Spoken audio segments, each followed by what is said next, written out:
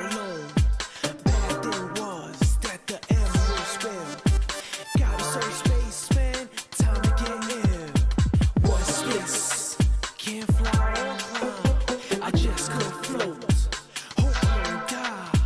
Mean girls coming my way. Weaving. Gotta go straight. Any criminal, crime don't pay. Seen a person of Eggman's face. Don't let it more. Don't let it hit you more. Don't let it hit you more. Don't let it hit you more. Don't let it touch you more. Don't let it touch you more. Don't let it touch you more. Don't let it get you more. Don't let it hit you more.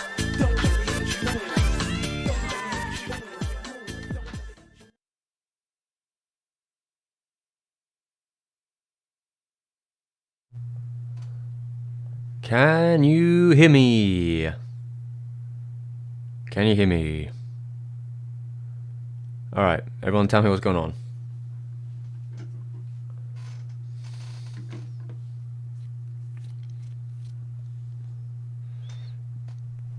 Okay, if everyone can hear me, let's move the thingamajig. Boop, boop. There we go. There we go. There we go.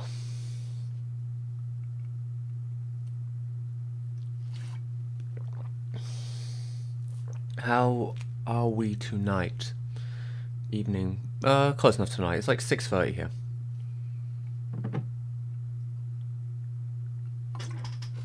Let's check. Just grab my stuff a little closer.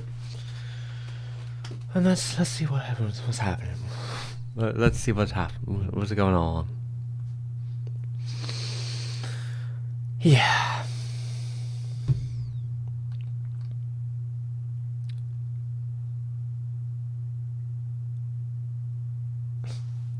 I'm sorry, I don't even know how to pronounce.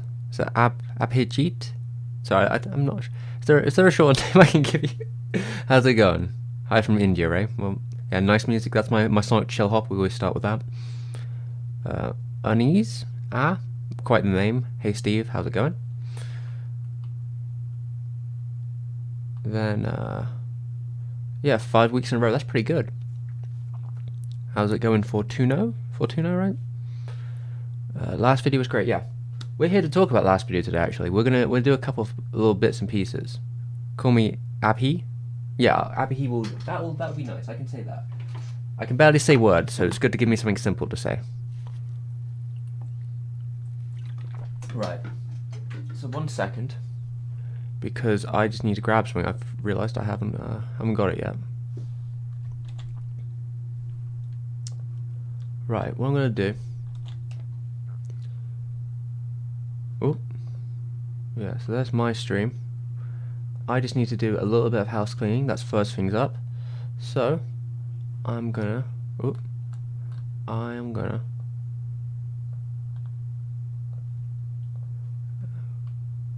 gonna put 2 links in the chat.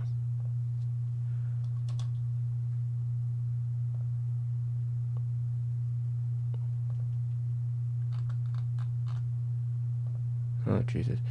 Alright, I put one link in the chat. But I'm not sure if anyone can see it because it's not giving me the option to do anything with it. So maybe it doesn't like that link. You know how you? All right, everyone in the chat, tell me if you can see the link I just posted or not in the chat. Okay, that means YouTube is probably being like, no, you can't post that, which is always nice. It was a Patreon link, but oh, bye cat. I'll adjust some stuff. I'll do a little bit of thinking myself. I'll do some tooling around. Right, I'm gonna go into my edit thing, and I'm gonna add arms uncensored. I'll add it into the description. Yeah, the cat has moved away from the camera as she does because she's cheeky like that. She has moved under the camera. She's in perfect position to knock my camera over if she really wanted to. Right, so I put that in my description now, and what I'll do instead, while we're here, I guess I'll just have to promote the actual video. What I was going to do is I was going to pin the link to the uncensored version of the new video. So instead what I'll do is I'm going to post my new video and I'll pin that. Right, let's get some water and let's try and catch up with what's happening. That's what we need to do.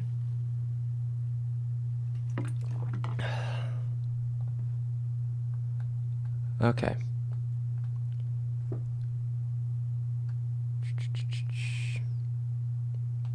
Where were we last time?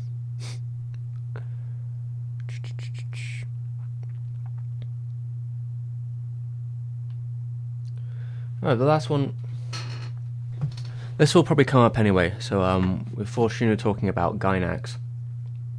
I think I had a couple comments like that with people, but like this is the kind of trajectory I see coming, and I'll talk about this a bit more about what we're doing for the rest of the year maybe. But one of the next videos I want to do, so it's going to be Nausicaa, and then after Nausicaa we're going to have a little side video, maybe a week or two afterwards. I'll probably make sure they're released virtually at the same time, and that will be on Fantastic Planet. It's relevant enough, I guess, because Fantastic Planet has like mild influences on it, on Nausicaa from it in strange ways. Even on like some of the construction of the cells, there are like, you know, the are they the basically the big old insects, right? They're constructed in a very paper cut out way, and the way they move, they're on like a little belt that you they move up and down with. It's very interesting. But yeah, it's very similar to the papercraft stuff that was done in Fantastic Planet, and I think that's an intentional decision. Oh, you're going now, Cat? For real? You're leaving? He'll be back. Go on then. Get out of here. Get out of here. God damn it. Yeah, so after those two videos, I want to do a video on Arno, like another big retrospective video. Hopefully my wrist will be in a slightly better condition by then, but who knows. Yeah, and I want to go through like the whole history of Arno's career. So we'll be talking about Gynax a lot, considering that, though like it will be more from like his perspective necessarily than from like the Gynax whole ship. So yeah, we'll go through the life and times of Mr. Hideaki Arno. Who knows when that will actually come out, but I imagine that will come out in the autumn, winter, somewhere around that time, depending on how long it takes. But I imagine it'll be a long one. And after that, I guess I'll have to figure out what I'm doing with the rest of the year. For sure. So yeah, that's a general plan. One of the things I wanted to say today, though, well, to the people who are here, I guess, the 25 or whatever, the lucky few here.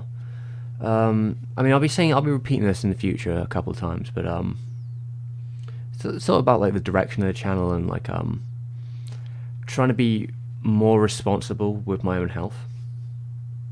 I mean, as you can, it's not exactly in my best. I haven't exactly been the best at this in the past.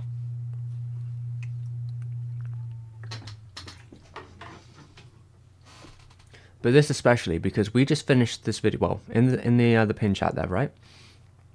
We just finished. It was a pretty long video. That took a lot longer than I was expecting. I was thinking month and a half, 2 months tops.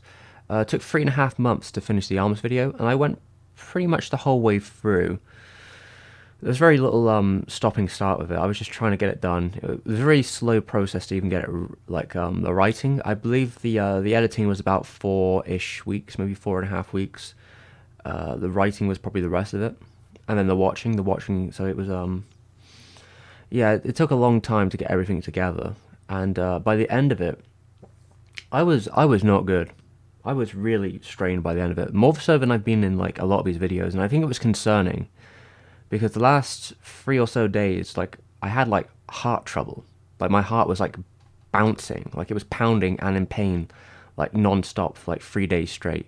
It started to tone it down since about the end of yesterday. It's a lot more like stable again, but like it was pretty extreme. Like I've never seen that sort of I think I've had like strain before and stress, and sometimes waking up, quite strained, but like that was on like another level. And yeah, I think I hit it a little too hard. So I've been trying to take it very easy the last, I guess, 3-4 days now. Afterwards, there's still some stuff I need to do. I still need to finish subtitling the the ARMS video, or the Alphenline, the Alphenline Studio video, whatever you want to call it. The video that's pinned in the comments. That if you haven't watched, please check it out. It took a really fucking long time, but yeah, I've been trying to take it easy those couple of days. But yeah, I still need to finish those subtitles because YouTube absolutely just messed me around with them. Basically they crashed. Well, my computer crashed, my laptop crashed while editing them, which I'm blaming on YouTube. That was definitely their fucking fault. And they didn't keep a draft, so at that time I had done like a third of the whole video. I lost all my progress basically. So I think I'm like 2/3 through now, and I've been very careful while editing it. But there's still another third of the video. It's really fucking long, all right, and it takes ages to what I tend to do with these videos, I usually don't use scripts in the subtitling process, because I sometimes do my scripts on paper, I sometimes don't. The end product, I mess around a lot with the terminology, the positioning, a lot of that stuff's going to be all over the place. So usually what it's easier for me to do is to take the predictive closed captions and then just clean them up. But when the video is this long, it takes a long time to clean them up and adjust and make sure, you do. Well, I try and do what I can to keep the what do you want to call it, like the kerning? I don't know, like just that the subtitles flow alright-ish. But I'm not going for every little bit when it's this long. All right, let me just catch up with everyone.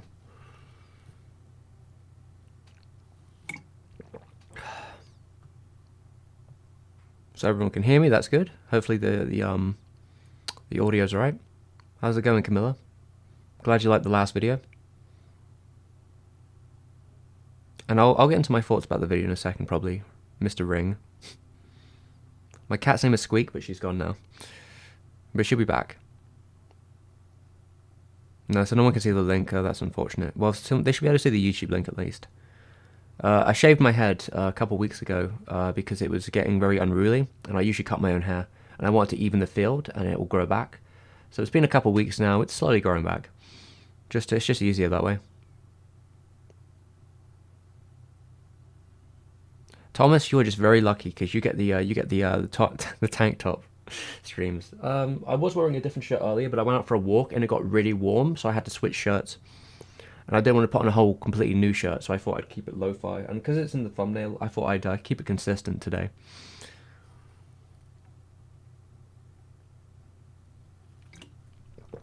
I'm glad. Guts McGordon, you liked the latest video. Yeah, I mean, studio retrospectives are probably a little bit more rare because it's harder to, I don't know, I think it's harder to market them, quite frankly. Unless that studio is incredibly popular. Yeah, Valley in the Wind. Well, they were somewhat finished beforehand. I mean, to be fair, yeah, it's a little bit cheating though, because you can use when you're like using the mangas as a template, it's a little bit cheaty, just sort of storyboard wise. But yeah, you could probably say that, like it was probably more finished.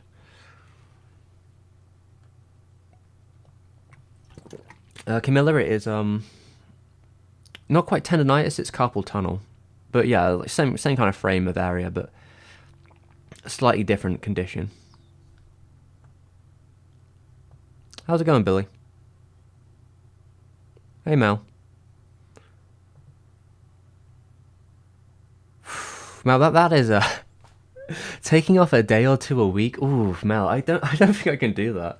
I already work in a very the way I work tends to be like very unfocused and a sort of a malaise. So I don't know if I could justify taking a day or two off a week. Jesus Christ, that'd be too much. I'd never get anything done. I don't know. I don't think it's within me. I will try and set more days off in future. I think will be the best way, because when I'm working on usually what happens, I'll like take it easy after a project's done. And if like a project is like a month long, then like, every month we get a couple of days off, or like maybe if we get a little strain in the middle, or I might go out, we'll take a couple of days. But when I was trying, especially with that last month, I was trying very hard to just, what would be the term? I was trying very hard to get it done. I just wanted it finished. I was just in purgatory. That's how I felt. So like I just wanted to. I was trying to I was editing. I was doing it in parts for like patrons. So like I did like 4 parts for arms. Like I split into 4 parts for them, different like sections.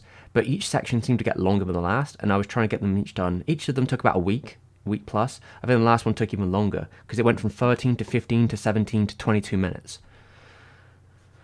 But yeah, it was a strain. And then after that, you had to then put it all together, and there was like a whole day or two of like just getting all the citations on the final version, and there was 86 of them, and I didn't do a good job of keeping all my citations in order. So yeah, it was just a never-ending train of stuff to do.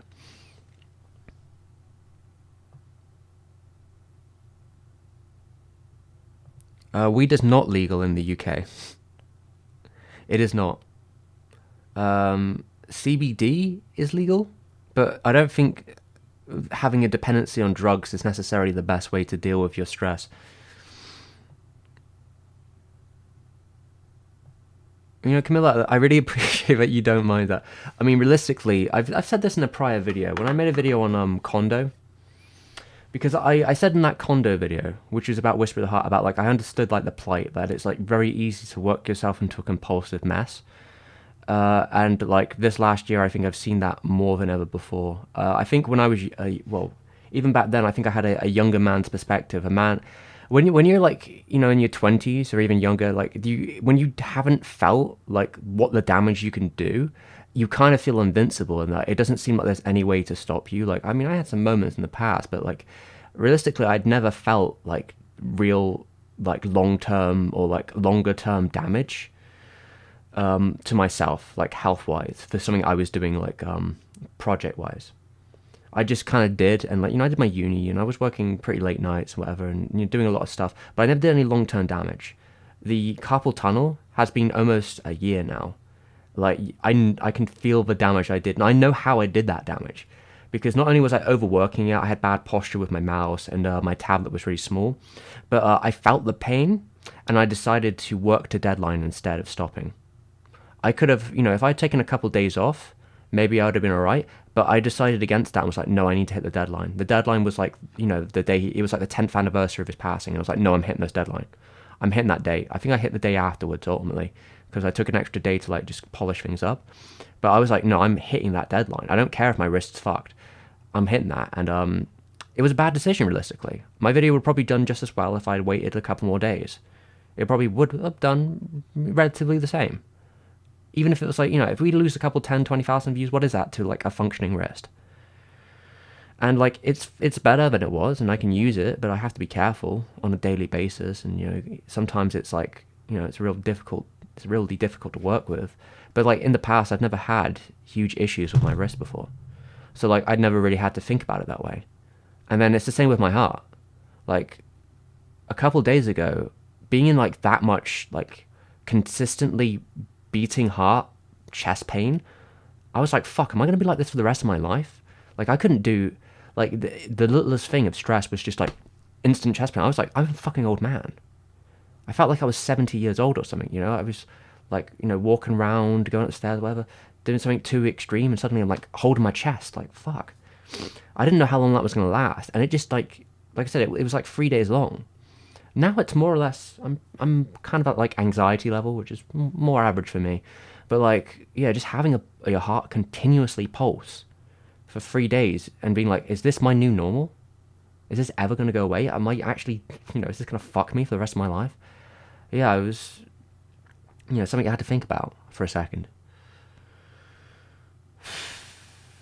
Like I try and get out of the house and do a bit of a walk around and just try and get some exercise on the daily. But when I'm working very long time on a project, sometimes I don't get the time to do it, or the weather's just shit, so I don't.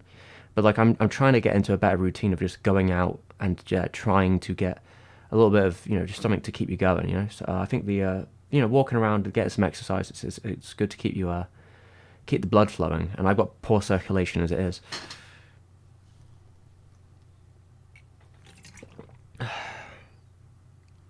Saying, well, it was raining all day, but it got really hot out of nowhere in the UK all of a sudden.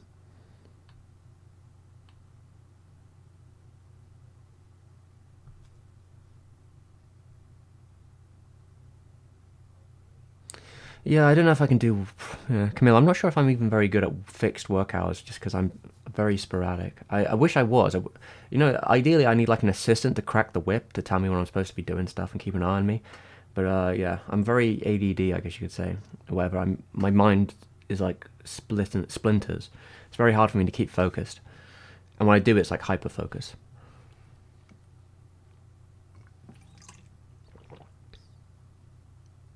I think a healthy diet and sleep is all you need. No, that's not true, Ringtomb. That is a dangerous mentality. Because I eat well, I'm a vegetarian, I don't do drugs, I don't drink, I don't do anything like that. I sleep a very good amount. I don't forsake sleep. I sleep a good at least 7 hours, 7.5 hours a night. You can still fuck yourself. It doesn't matter. Like, the strain is still strain.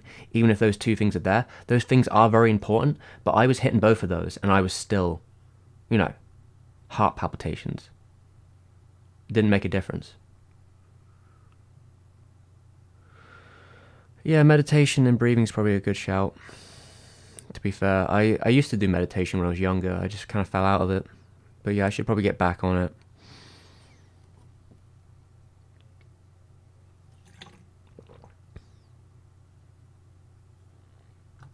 Well, it's not about addiction, my friend Abdi, but it's more about the dependency of, like, if that's all you've got.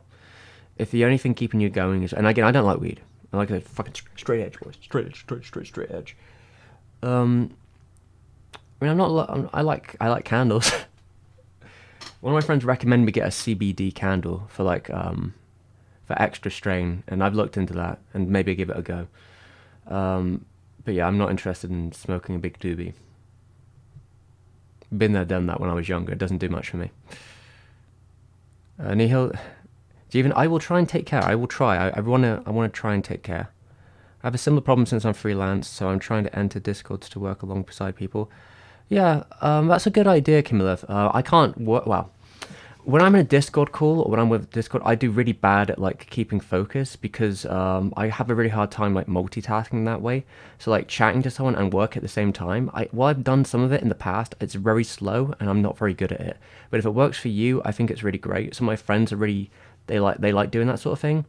I guess it's because I need quiet space, or I need a focused space when I'm working, and having someone else there, unless they're in front of me and we're working a silent sort of position together or working together, I can't really do it. I get too distracted.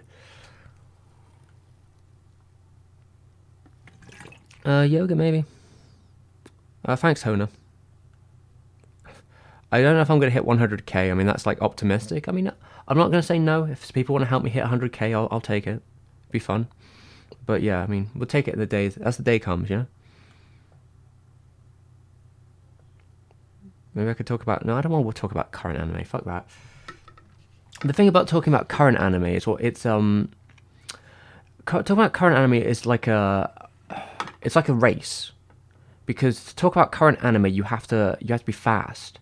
You have to make disposable content to some degree, because usually the way I like to make videos, what I like to talk about, I like having my retrospect and distance and to be able to see a full picture. When you talk about something new, you have a more limited lens of what you can talk about, or you have the whatever's translated at that time or what people have said at that time, a very limited area of expertise. I know friends who try and chase that shit.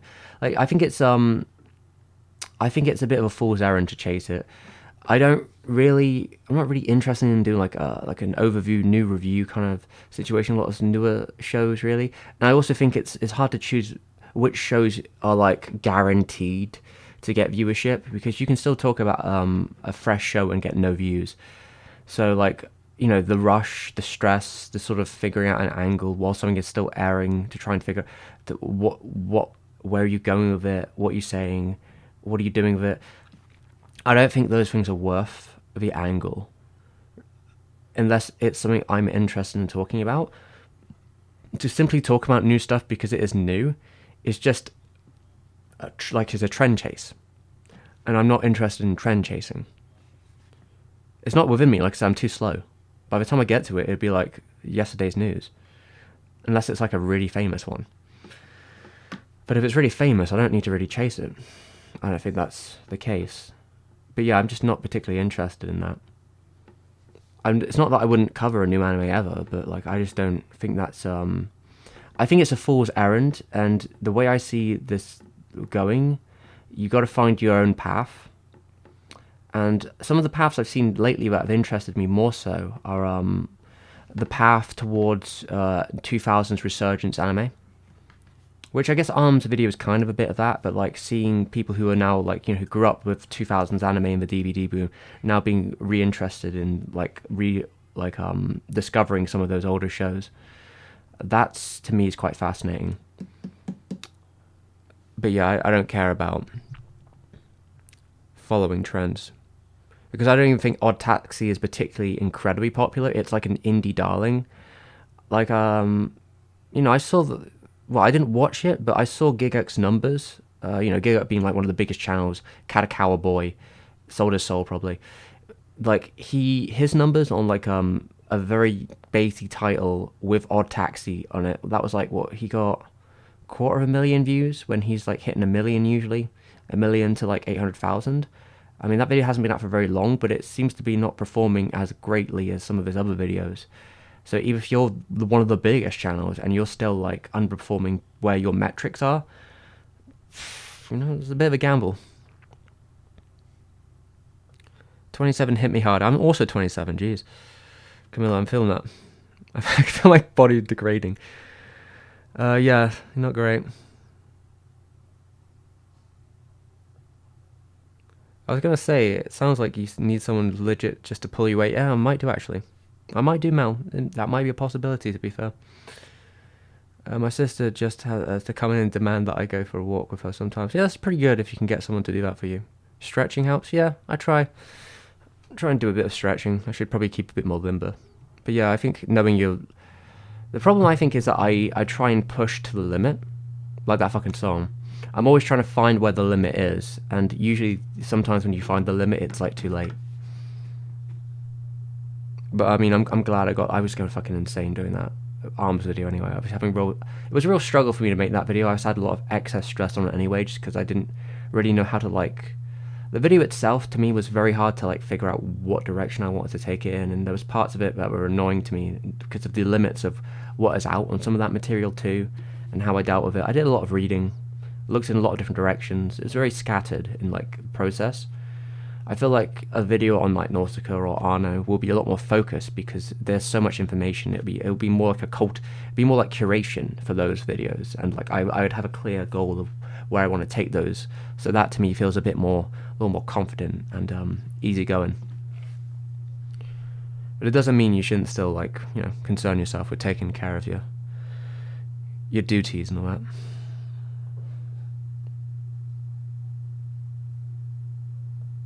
Would you ever make a Discord? Hona, I have a Discord, but it's Patreon only, because I cannot be bothered to be moderating shit. Like, extreme moderation, I don't know, because, you know, the channel's relatively big. Like, I don't want to be dealing with hundreds and hundreds of people that I literally don't have time to be moderating.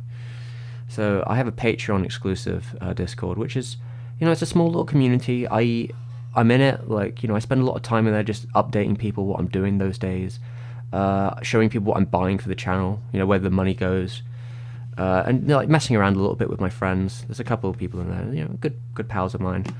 But yeah, like a lot of it, you know, I update people with content, what I'm doing, like where all the content. I have a big old like channel of all the stuff I'm making, wherever it will be, even if it's not on my channel, and yeah, like updates on the daily, what's happening, what we're doing, what the plans for the future are. I have a little research channel too, where I just post stuff that might be useful for later videos. Yeah, it's a nice place. Oh, Kat's back. She might come in a second.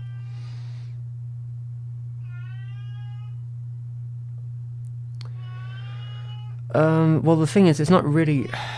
Okay, I don't even know if the doctors are seeing people, but it's calmed down now with the heart.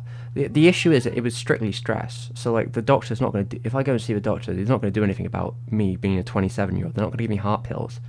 If it was a continuous problem and it would lasted for, like an extended of a week or something, then they might be more concerned to do something about it. But during COVID times, like, a lot of this stuff is really pushed back medically. And I don't even know if I can actually see a doctor in person right now, considering the numbers are increasing quite dramatically in England. So, yeah, right now, you know, some of my family members are ex-medical professionals, so I asked them about it, and they said, yeah, you got to just relax for a bit and calm down, and that, like, it was something that, to some degree, ran in the family a little bit. Like, response-wise, it sounded familiar, so they were like, yeah, you just got to take it easy. and relax for a bit, which is a little unconscionable for me. I'm very compulsive about keeping yourself busy. But yeah, I've been trying to be good in the last couple of days and kept it pretty chill.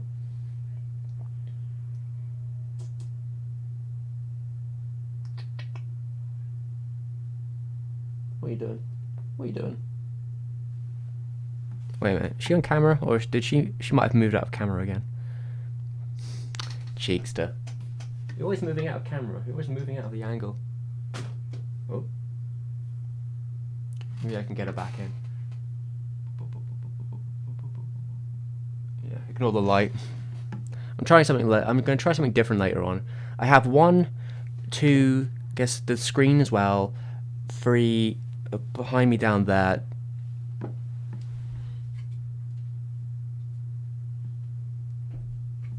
I have several lights going. I don't want to use the main light's a little bit boring. I want to try and see if I can keep like an ambient light. When the sunlight goes, I'm going to see if I can keep a more ambient lighting, kind of like the videos. Like see if I can make this room a bit more ambient, because I prefer the low light anyway. I'm very sensory about lighting. I don't like being too bright, like it being too bright around me.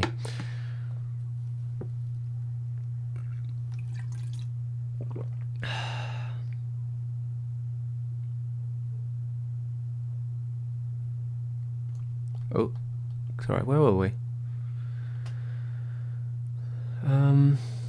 And usually talking about current anime is like attracting germs, the newer fans. I mean, I don't really care if they're newer or old, because I've talked to some of my fans before, and some of them are like not even like hardcore anime fans. It's been interesting. I once went on a podcast with one of my patrons, and they were talking about like their journey into anime, and a lot of it was like they were pretty fresh.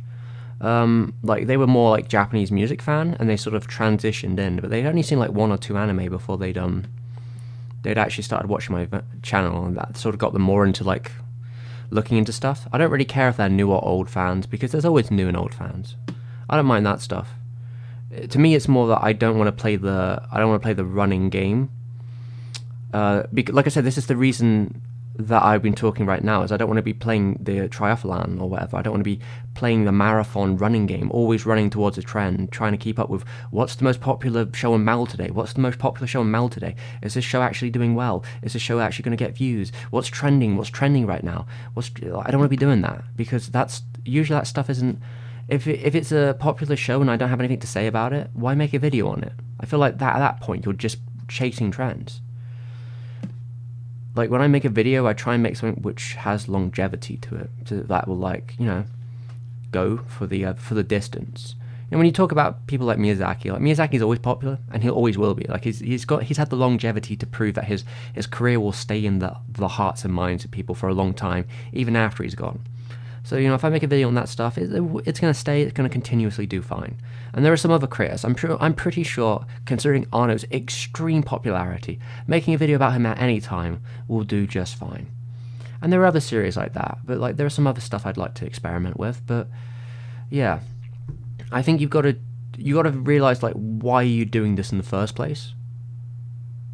And I'm not here to I'm not here to become famous. That's not why I'm here. And I am not watching current seasonal shows because I don't have time usually. I mean, I have watched a little bit. I mean, I've gone to a habit of watching a couple things here and there throughout the day, usually with like a meal, but it's never seasonal shows, because I can't do that weekly shit. I'll forget.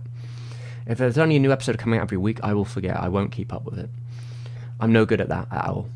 But I think there's still some other shows that I try to watch weekly, and then like again, forgot. Lost interest, stopped watching, that just happens every time. So yeah, I'm not the person to be asking about seasonal shows, because I am literally a boomer when it comes to that. Do I watch new anime? Sometimes, but like very rarely.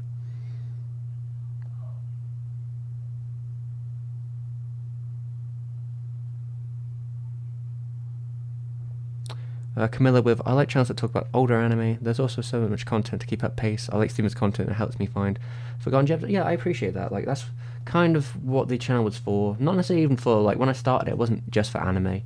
So like sometimes I will throw out like a different type of animation, because that was like the plan originally, but I just fell into incredibly popular anime videos quite early on and kind of rolled with it a little bit. So here we are. I mean, again, I'll throw in one from time to time from like France, or maybe I've been interested in talking about Yuri Norenstein's the animation that he's been making for like 4 decades now, I think it's been. That would be an interesting video one day. Yeah, and maybe more French animation here and there. And yeah, if anything takes my fancy, like Son of White Mare, that would be another one.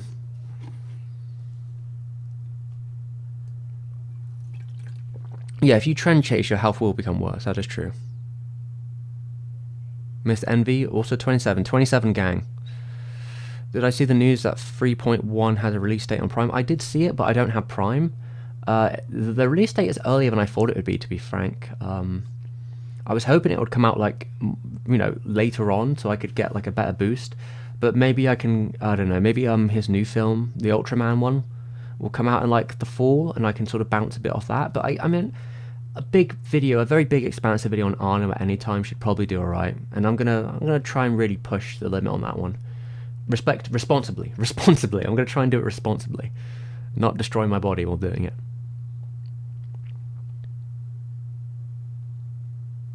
I mean, my grammar's always worse, my dude. So yeah, too. My grammar's never great. So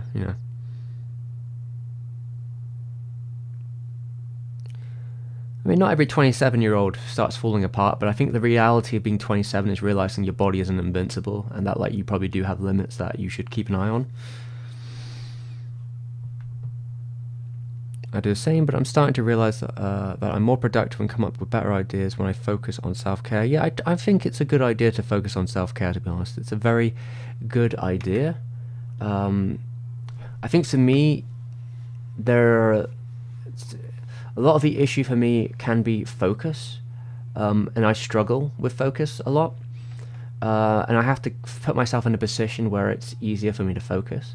Like recently, I bought a e-reader for reading books, because I'm very bad at reading books. I have a very hard time focusing down that, so I bought a little e-reader so I can put all my documents I need to read on that, and just sort of get myself somewhere which is away from technology, and just sort of like hanker down and just try and read with a notepad next to me. That's been like my plan, and it has been more successful than prior. So that was a good move on my part. Not ideal, but like even so, when the weather's nice, you can read outside too. So that's nice, get a little bit of like a little nature while you're reading, making notes. That's pretty good.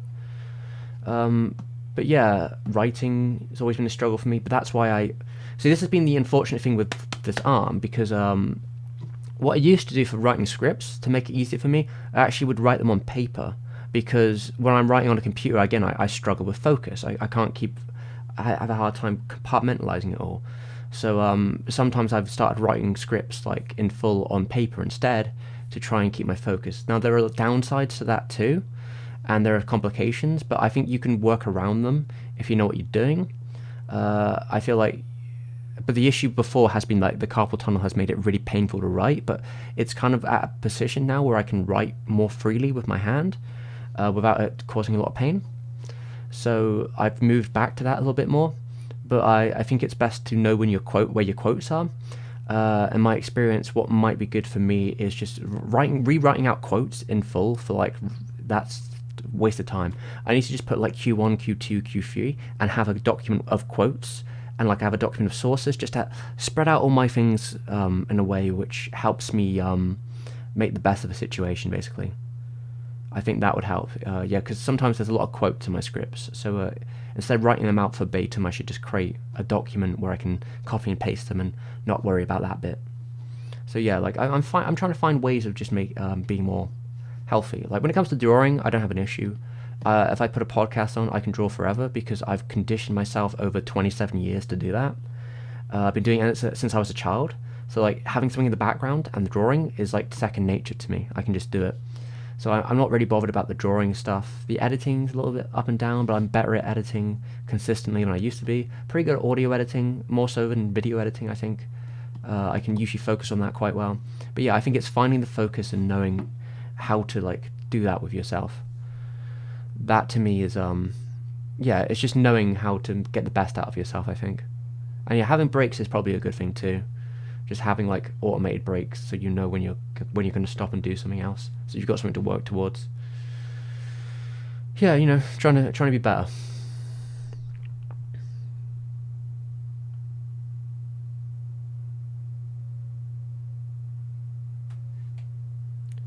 SKG Tensai. Haven't caught a stream in a while. Love the last video, super interesting and unique format. Definitely a go for me. A patron, a long time follower. Thank you very much. I appreciate the patronage. I'm not the greatest at doing Patreon stuff. I try to try and keep up with like my dues on there.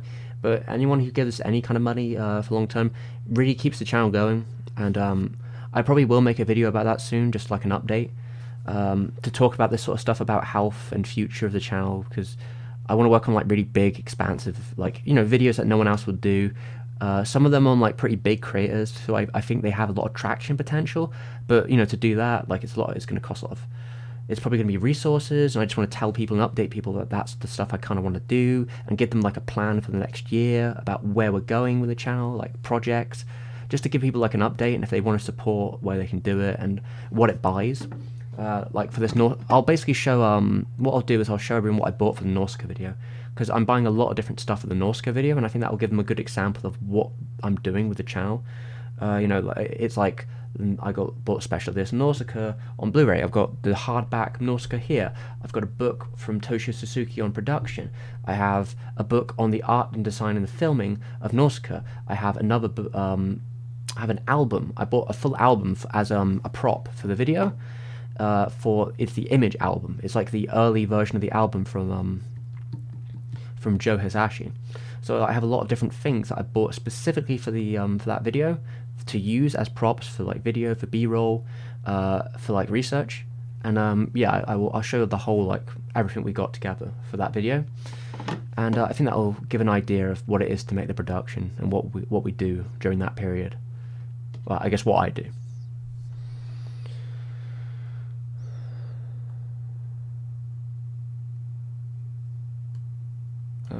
Sorry, where's the chat at? Oh.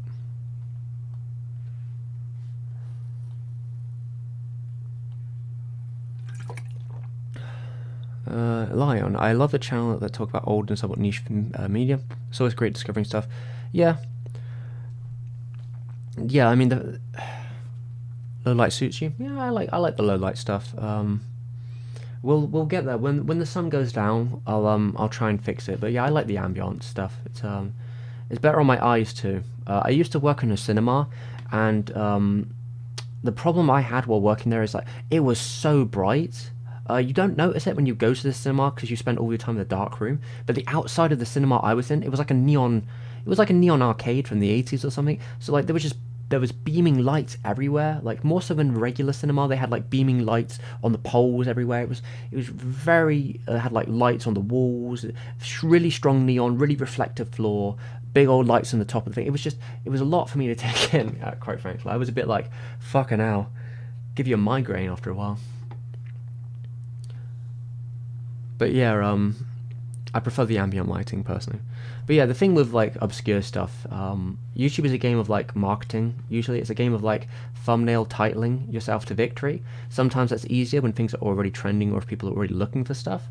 But you can kind of work your way around the other side if you're better than I am at it, which maybe someone is. But you know, slow burn titles do eventually fall to the top if they find the right audience. So for example, you know, about 6 months ago, I did a video on Japanese airline hijacking and a band that relates to it, because I thought it was such a fascinating topic that at the time there were very few videos about, only small ones, and I thought I could bring something to the table, so I made that video. And eventually a much bigger creative than me took the same idea and did their own thing with it. I have my problems with their version, but their version brought a lot of notoriety to the subject, and my video went from 7,000 views to like 80,000 views. So like it took a long time for it to find its audience, but when it did, it really hit, which I think that's like the beauty of this sort of thing, where like no video is truly lost if you think there's something there in the future. I think that's the great stuff about that. Deadlies is pretty cool, but I don't know if I'd be able to make a video on it myself. I would have to do like a whole trigger video, like a the whole studio. But yeah, I don't know. That would it? Yeah, I guess I'd have to do like a whole trigger video. I don't know, or maybe like an Imaishi video. One of the two. Like that's how I'd have to do a Leaves one.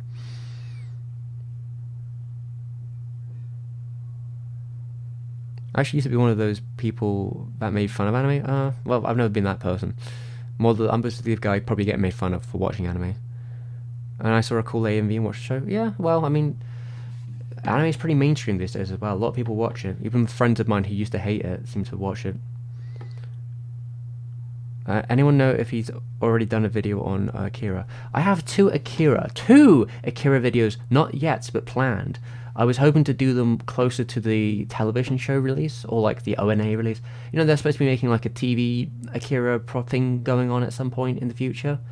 I was hoping to do an Akira video closer to that, just so it'd be more like on brand, like more, of its time. Best time to release it and such. Though realistically, you can do an Akira video anytime, but I have two. I have a double feature planned. One called The Akira Impact, which is about the true impact of Akira. You may have heard some stuff about Akira's impact, which is just not correct. So there's a lot of info to talk about, a lot of interesting stuff. So that'll be a video on the production, what happened. I'm gonna be clearing up some misinformation, which is always in every Akira video, I swear. And we're gonna really get into Akira deep dive. And then the second video will be called The Akira Problem, or The Shadow of Akira, which will be about the entire career of the man behind Akira, because he's had a hell of a career, quite frankly. It's it's an amazing career, mainly in manga, but still, like, the stuff he's done, fantastic. And I think I want to give some shine to the stuff he's done outside of Akira, because I feel in some ways Akira is almost like, while it's given the assets to do what he has done in his career, it has also kind of been a ball and chain that he seems to have never been able to get away from. And I think there might be a quote or two around that, but I'll see. Especially considering, 2021, 2022, whenever that will be, that there's so many years after the original movie, he's back at it again with a television show.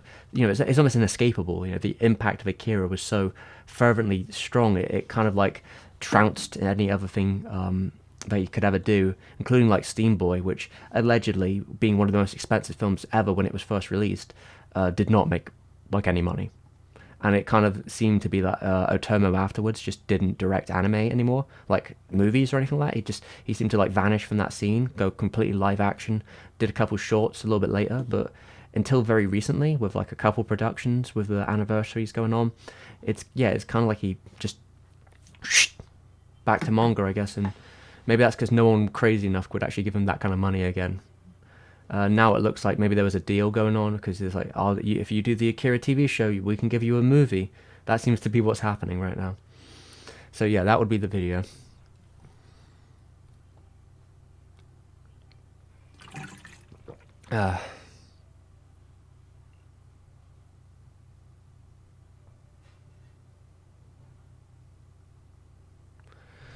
Yeah, how's it going, Joe? Well, I need to DM you, Joe, about the Norska video. I'll do it later if you're still here.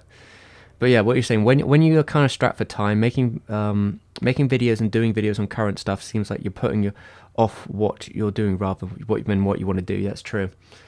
Like, if I want to talk about something current, it would be from the perspective of someone who's already got like an angle on it, where like I have done some pre-research.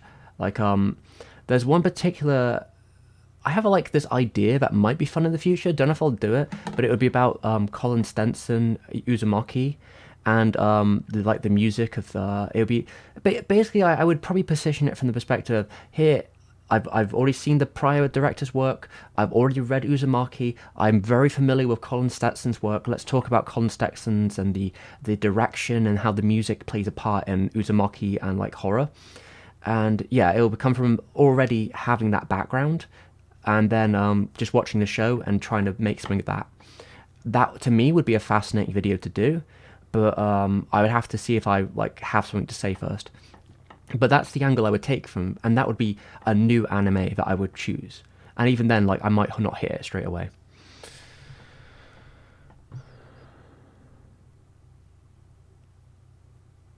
We should ask the Oracle the YouTube search function. Good luck, I guess.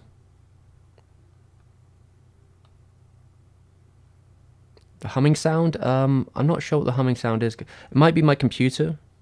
Could be one of the wires getting touched. I don't know. Let me adjust some stuff.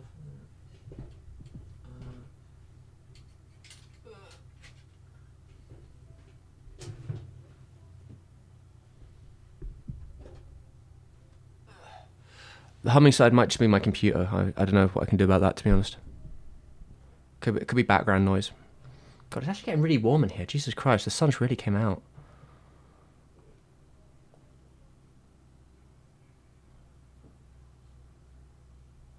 Audiobooks can be good, but not every video topic has an audiobook. And also, when you're looking for quotes, audiobooks are a lot worse.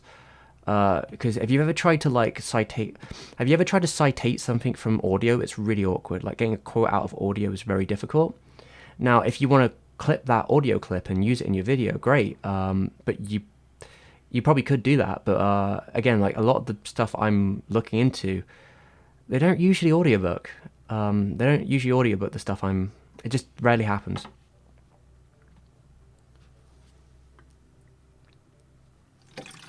You could also train your other hand. I've actually thought about that very seriously, and I've done a little bit of training on it before, mainly for mouse, because a lot of the strain for editing and stuff like that, and just day-to-day use on a computer comes from like mouse moving. I have a mouse. They call it a sideways mouse, and that takes the strain off because you operate it more like this with like more elbow and shoulder. But yeah, I've tried to get into the habit of using my left hand for just like day-to-day stuff to try and take more strain off it. But I can draw a little bit with my left hand, but like learning to redraw and other stuff or re-edit, like a lot of it's quite frustrating. But yeah, I can grab with my left right now and use that. When it comes to like very easy stuff, like basic stuff, I can use my left pretty alright.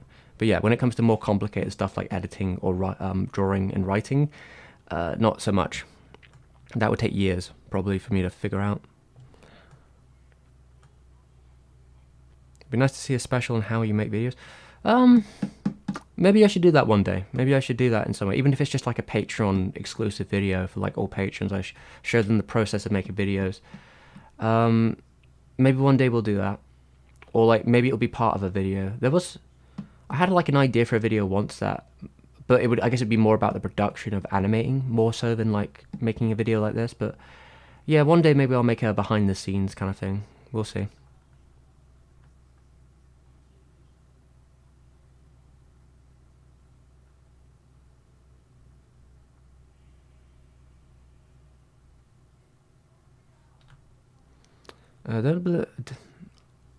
Jivan, don't believe the problems you're facing. I don't remember. Attention to professional. Talking to professionals is like a lot of effort, guys. I'm gonna be honest. And usually it's cost money, depending on what kind of professional we're talking about. But in COVID season, I'm not really urging to go out and look for a doctor, unless there's a serious problem, because people need that help more than I do. I'm alright. I'm doing okay now. Like I'm taking it easy probably for the next week. Slowly get back into things, but I'm gonna take it slow.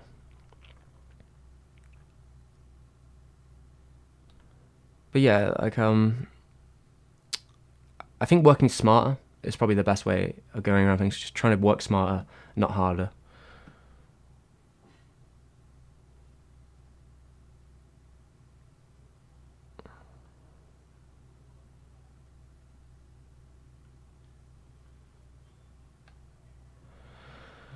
Ava, will fireworks be involved? A keyboard will be involved. I don't know about fireworks, but it's more just about resources. Having like live books that can be quite pricey to like shoot B-roll with. I'm going to see my friend for the first time in a long time. He's got a nice iPhone with a good camera for that sort of stuff. So I'm going to be taking some manga and like flipping through very specific pages to do that stuff. And I'll be using my camera to take footage of some close-ups of probably the record and the sleeve and all that stuff and the insides. Just little bits, because when we're talking about the production, behind the scenes, the manga, like I want to have a lot of variety. I'll also be getting some plugins for After Effects, for that stuff. Yeah, because when you're not dealing with animation, you got to find other ways to like convey what you're looking at and doing. There was a period where I would never even talk about manga because it was too much work to like do motion manga shit for me. But thinking about these plugins and also the live action camera and having the B-roll, all that stuff together, I think will make a good variety and interesting way to convey the information, as well as doing some collage as well. I'll be doing some, I'll do lots of different things for it. But yeah, I hope it comes together. Unsolved Japanese mysteries. I'm very dubious of channels about that sort of stuff because usually they're very oriental and also don't cite their sources. Incredibly dubious of unsolved mystery channels, especially when they're about a country where they don't have the native tongue.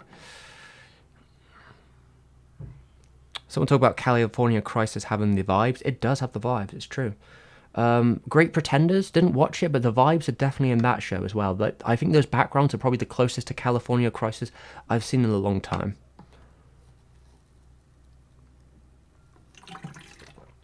My most expensive video will be the one where Super Eye Patch Wolf strangles me and cuts my eye out. That will be my most expensive video.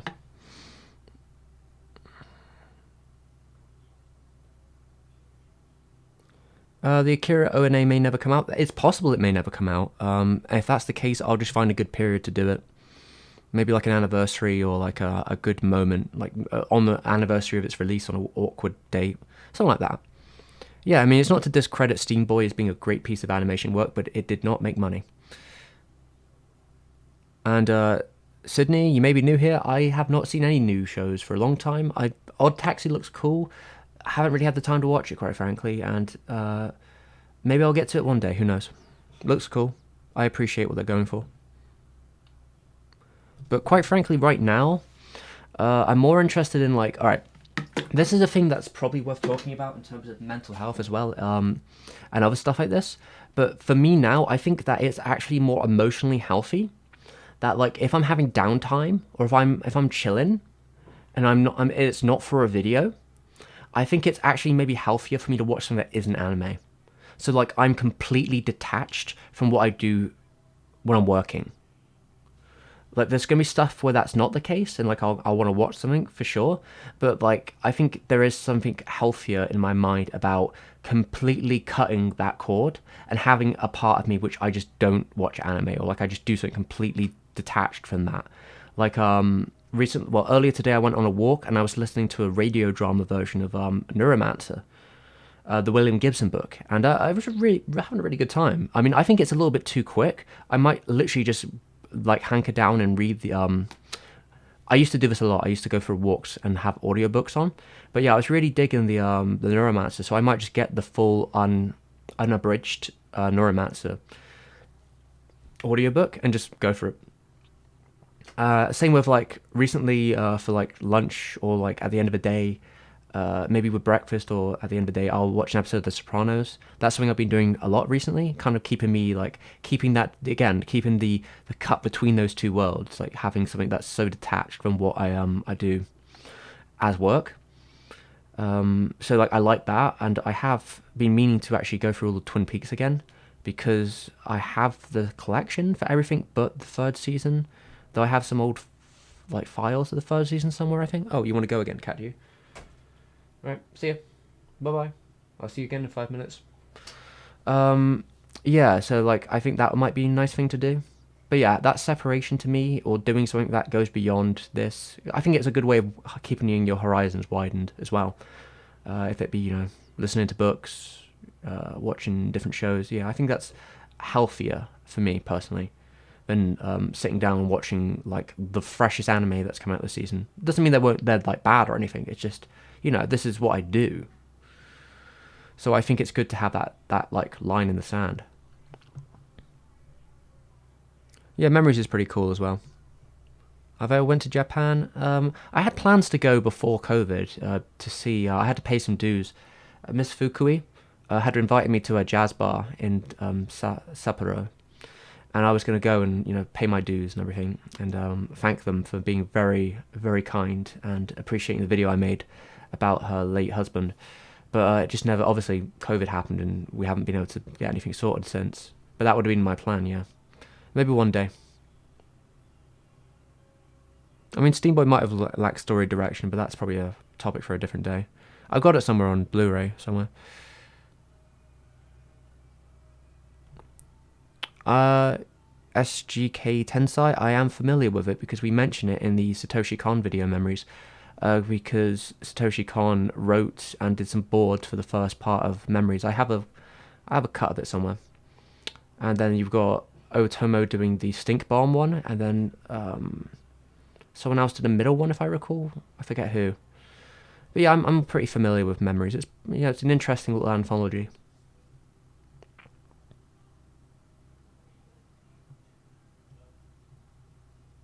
A video on Arugumi Rascal.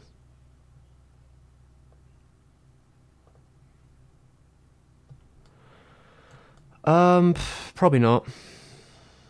Cause this is a Nippon show, isn't it?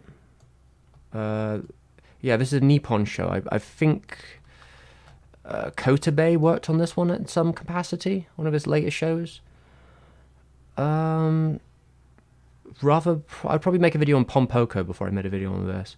Apparently, Nippon's actually hammered down and got a lot more strict with their copyright claiming. That's what I've heard. I don't know if that's true or not. But if that's the case, I would probably avoid talking about Nippon things because they're a bit of a risk. If I'm going to talk about Nippon, it would be Future Boy Conan. I'd probably wait for an official release, though. That's what I've been waiting for. Heidi, Future Boy Conan, Anna Green Gables, something along those three. Those would be the Nippon shows I'd be more likely to talk about. Raccoon Investigations are interesting though, but Pompoko would definitely be the one I'd talk about because Pompoko is very closely related to the 71 sort of student riots, the Marxism in Japan, the sort of that rebellious era of Japan. Like it's very much a reflection of that period, but in raccoon form in some ways. I think that would be a very fascinating video to make because a lot of people, especially in the past, have always had this like, oh, wacky Japan, Pompoko, I don't get it, because you didn't do the work to get it. Like you're not culturally there. Like Takahata makes films for Japanese audiences. It's very Japanesely coded. Like if you were Japanese, this wouldn't be like wacky weird shit. It's like mythology and history together. Like it's all there. Like it's not. I mean the testicle shit's hilarious, but like it's all there. It's all mythology. But it is very funny. It is true. That I will give you that. It is very funny. General Kratos, how you doing? Are you a drug dealer? I'm not a drug dealer. I'm straight edge, my friend. Neuromancer is pretty cool, yeah. I know the movie is infamous for very sensitive sexual... Oh, okay. Roll Space Force, yeah. Have I ever considered watching it? Yeah, I'd probably watch it, though I'm not really sure if I could do a video on it, quite frankly. I don't know what angle I'd approach it from, but like it would have to be it would probably be mentioned in the Arno video, but I don't think he directed that one, did he? I don't think he had much to do with it. It'd probably come up though in passing.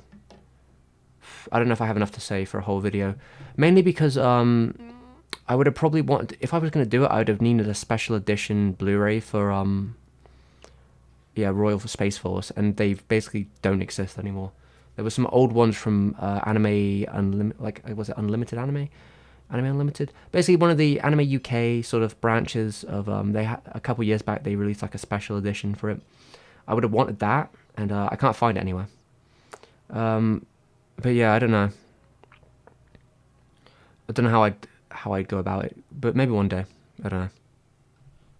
Animation dealer, yeah, that's probably closer to the fact. So she mentioned stuff other than anime. You should watch Kids Return if you haven't already. I have no idea what that is. Kids Return.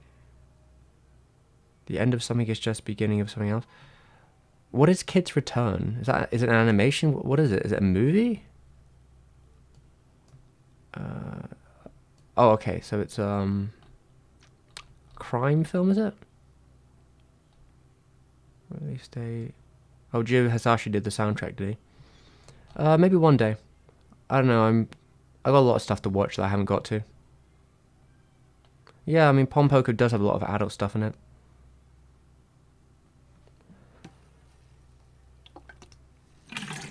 Abti, yeah, maybe one day I'll watch that video. Who knows? That film even.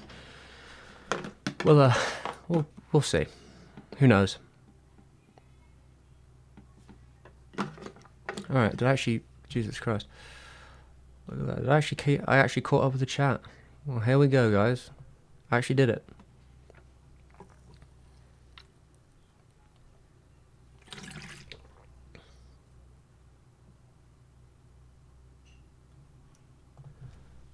Did Hosoda's new feature seem a bit messy to you? Interesting. You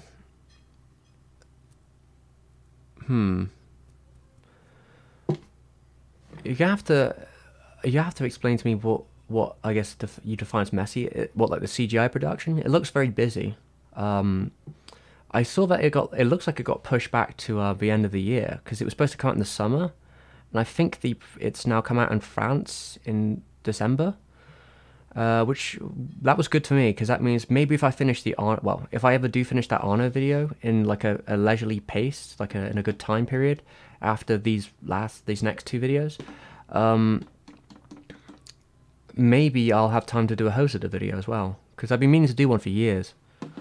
I'd like to do a video called The Next Miyazaki Hosoda and talk about the contrast, not only like his ideas and like direction, but also like the concept of a next Miyazaki, because I think it's a very strange concept that has sort of populated over the years, and like where that wording may have came from, and like the idea of legacy to begin with, and comparing like the trajectory of both Hosoda and Miyazaki, because I think there's certainly a connection between the two, because obviously Hosoda was supposed to take over for Miyazaki, and if you look at some of his interviews, the interesting part is like how they basically wanted him to puppeteer a Miyazaki film. They were like, no, we want you to do it like Miyazaki. They didn't want him for his ideas or his creativity. They strictly wanted him as like a surrogate for a retired Miyazaki to make, like, they wanted to basically build him out of clay and make him the new Miyazaki, literally. And like also his history being that he also spent his years in Toei. He came up on Toei, eventually got enough position in Toei to start directing TV episodes and then move it into his own version of a pre-existing franchise where he makes the film which is also considered one of the best films in the franchise with its unique flavor that specifically catered to that director's vision. Like, that is a very clear cut, and then eventually literally went to work for the studio. And also they both make, family animated films for kids, effectively. So, like, you can see those trajectories are quite interesting parallels, but the way they approach stuff is way different. And that would be, to me, we bring in the title for the bait, get people angry. I'm going to laugh at all of them because I'm going to explain this all in the first minute or so. And if they start complaining about that, they didn't watch the video, so they're fools. But yeah, there'd be talk to be had. And I probably wouldn't do it in time to actually watch the newest one, so I'll probably do the video all the way up to his newest film, and maybe later on I'll do a video on his newest film. So you get two videos. You get two videos out of it. That way I can be more reflective and without having to like rush out my my quick thoughts on his latest film or whatever.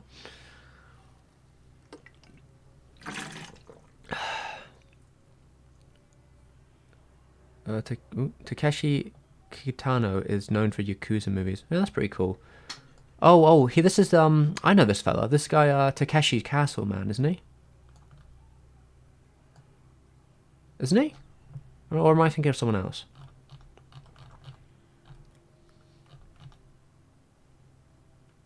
Yeah, he would be Takeshi Castle. And wasn't he in what's it called? Battle Royale?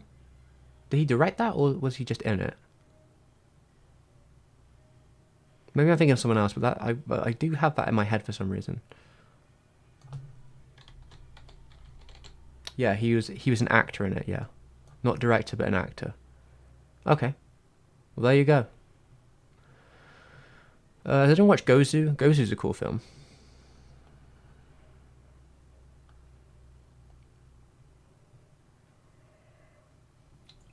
Sorry, where were we at?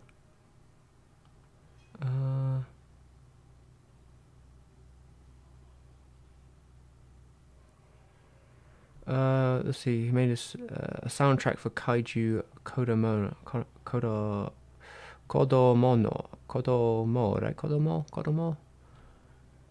Children of the Sea. Oh, okay. Kaiju. Interesting.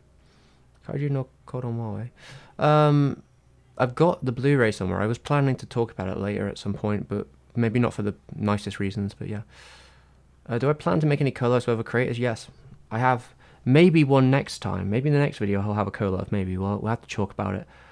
If I do that Hosoda video, I asked Beyond Ghibli Joe. Actually, hopefully you be able to go see him. We actually live quite close to each other, or like we live in a relative space to each other that we could actually meet up one day.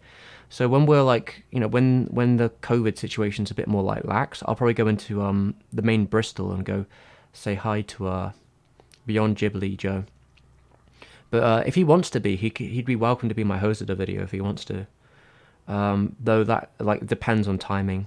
If I do a Hosoda video, it would probably, I'd have to make sure I can get it out at the right period of time. I would probably want that to be more, just because Hosoda doesn't quite have the same power draw as some of these other bigger directors. So I feel like if I'm getting a video out on him, I want to get it out in like peak time.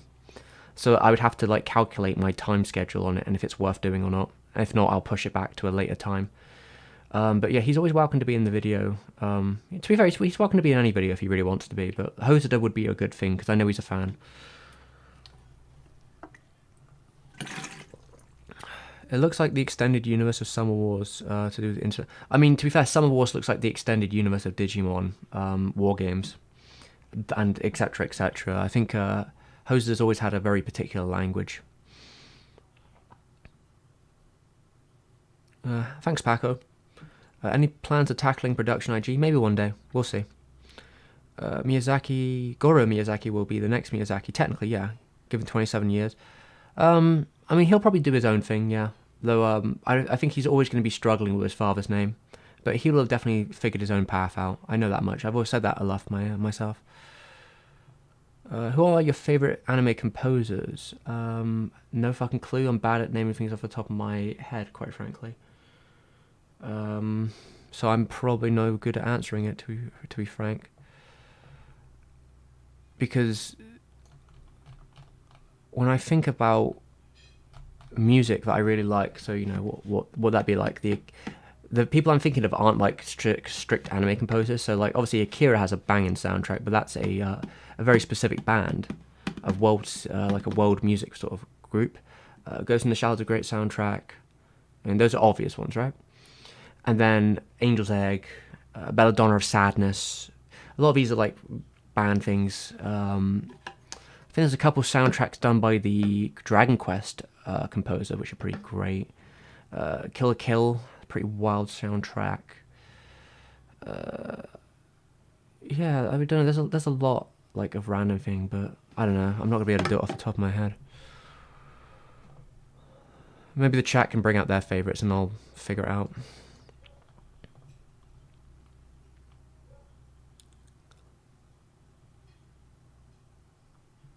I know a lot of people forgot, but the wreck of a game Cyberpunk is still getting an anime series by Trigger, huh?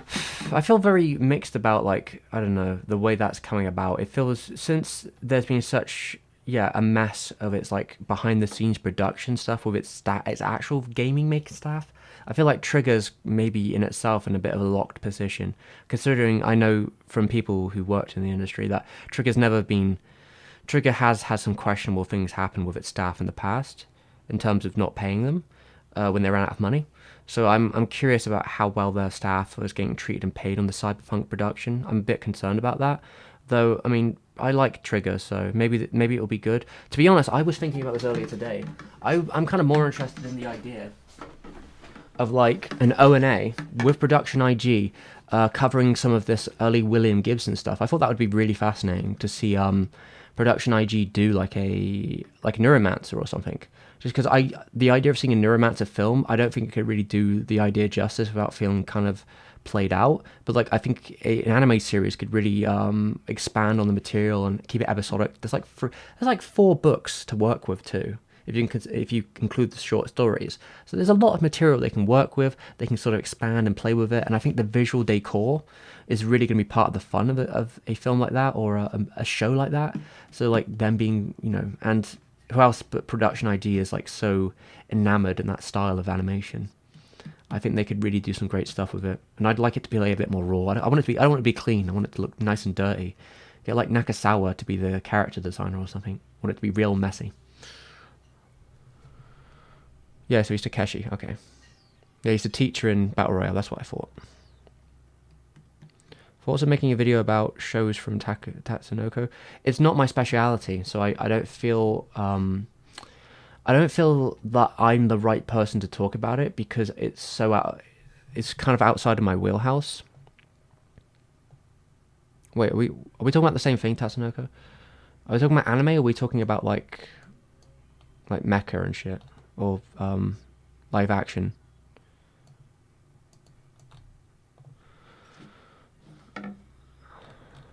What do we mean? Are we talking just strictly anime? So I might have misread what you said. If I'm talking about the Final Fantasy, what's his name? I always forget his name. Why do I always forget his name? Final Fantasy illustrator.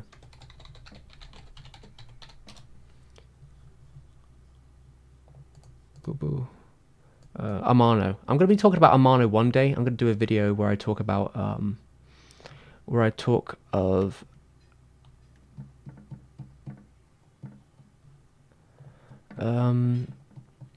yeah, I'm going to do a video one day where I talk about Amano, his career, and because he started at Tatsunoko, so that would probably be how I would talk about it, but outside of that I have no idea how I'd talk about any of that shit. No idea how I'd approach it. It's not my area. Again, even within the anime sphere, I'm not familiar with a lot of their stuff, so I don't think I'm the correct person to maybe do that one. If I don't have an angle, if I don't have a plan, there's just it ain't worth it to me. Yeah. FLCL soundtrack. That was also an idea for a video I once had. Talking about that sort of a specific video about the how the soundtrack plays into the series. I thought could be cool. I don't know if I'm the right person to do it, but I think there's something to be said there, and it would also give me a chance to talk about the band itself. Yeah, that might be a good follow-up to the Arno video, maybe like a nice little quick follow-up, like a 10-15 minute video on like Foolie Cooley's music. How's it going, Lights in Motion? Congratulations on your latest video I think it was your latest one. Didn't it do very well? I vaguely remember that. I know, your number one soldier, Whimsy Dearest, was passing it around. Oh wait, sorry, it was the video beforehand, the Blue Period one, but yeah. You are correct. Land of Illustrious, from what I've heard, does have a good soundtrack.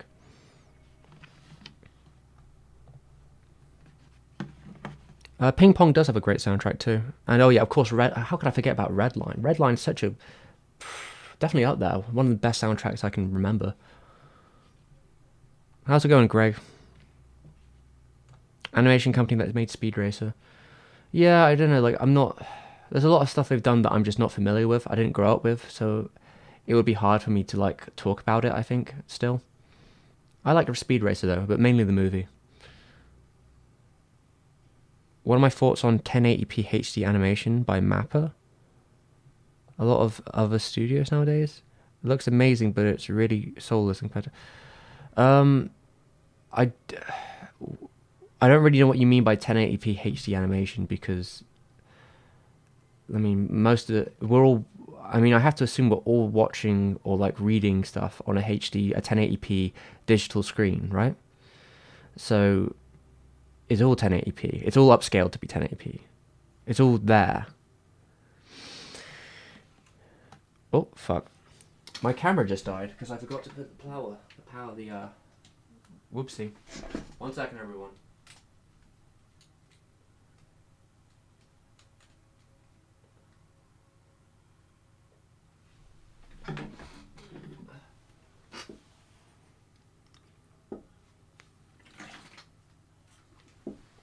There we go. I think we're back.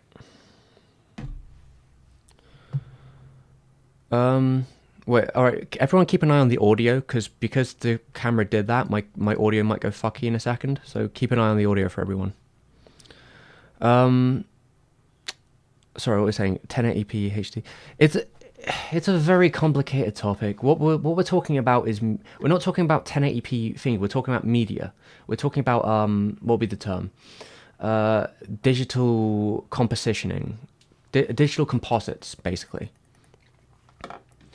Digital compositing and the sort of the current process pipeline to do with animation studios, and that's going to vary between studio to studio. I mean, if you're watching a lot of old animation, if you're lucky, you'll be watching in 1080p, upscaled from the original source material. I mean, most old stuff is beyond 1080p because it is a physical object, and as a physical object of film, it can be upscaled to a ridiculous amount, 4K, 8K, whatever, because it has a tangibility in that it is a piece of film and that it's all there in front of you. Though restoring it can be a difficult game.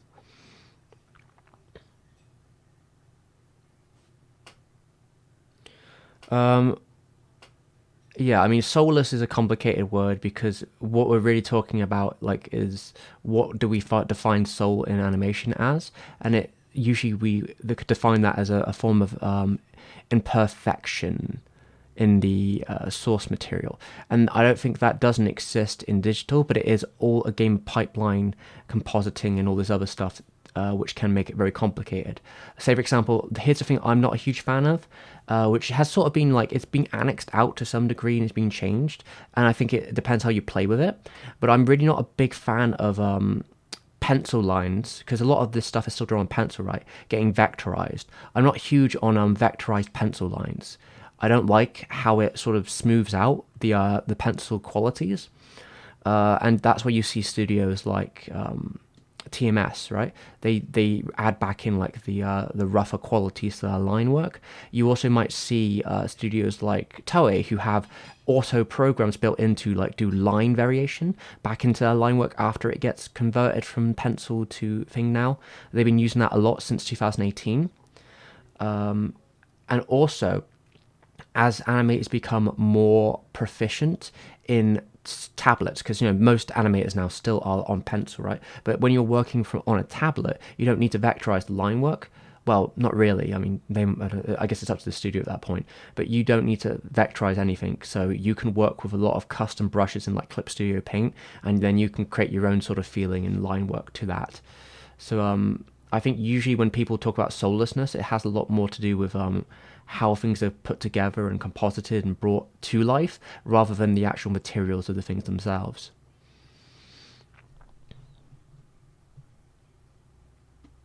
Keanu Reeves may be in a live-action Cyberpunk. Eh. I mean, I mean, it's called The Matrix, right?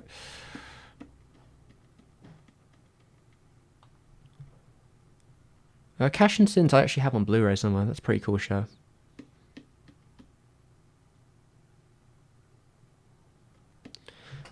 Smooth animation, that's a different game entirely. I mean, are we talking about like interpolation? Like AI interpolation on top, which some programs do? A completely different conversation. I mean, there's all right, I will always bring out the classic quote from Brian Eno.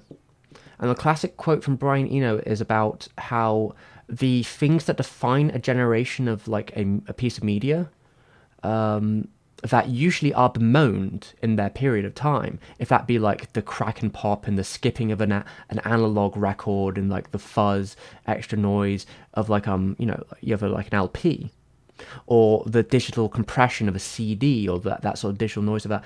These things then become aesthetical preferences in the period when they remove from the mainstream. And this is true in animation very much so, because different generations of animation, this is the problem, like people don't necessarily understand that there isn't traditional then digital.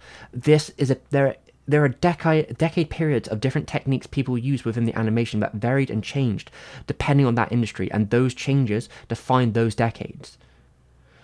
Like early CGI in like 80s animation, or like starting to use blue compositing, or how specific techniques were used, like say for example in like Ashton 2 they used like the grating of like a, what do you call it, like those doors that keeps the bugs out, like the Venetian sort of door blinds on top of animation. These techniques that are used within those decades, or like parallaxing that started began in the late like the late 60s. They start using parallaxing in animation and anime in a very specific way.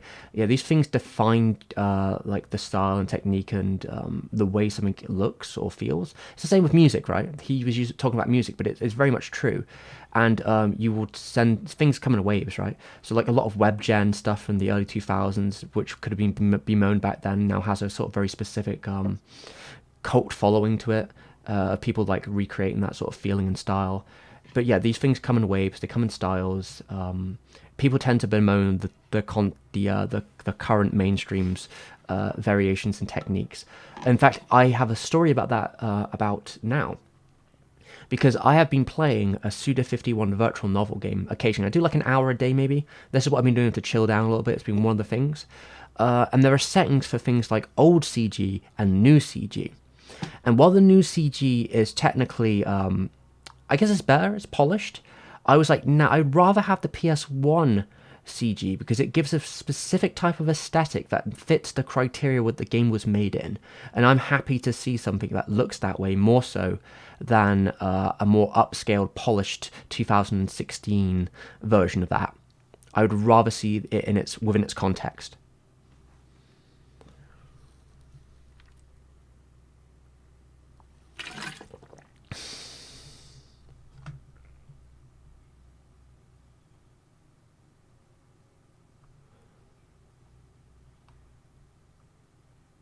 Trigun did have an underrated soundtrack, which is pretty great too.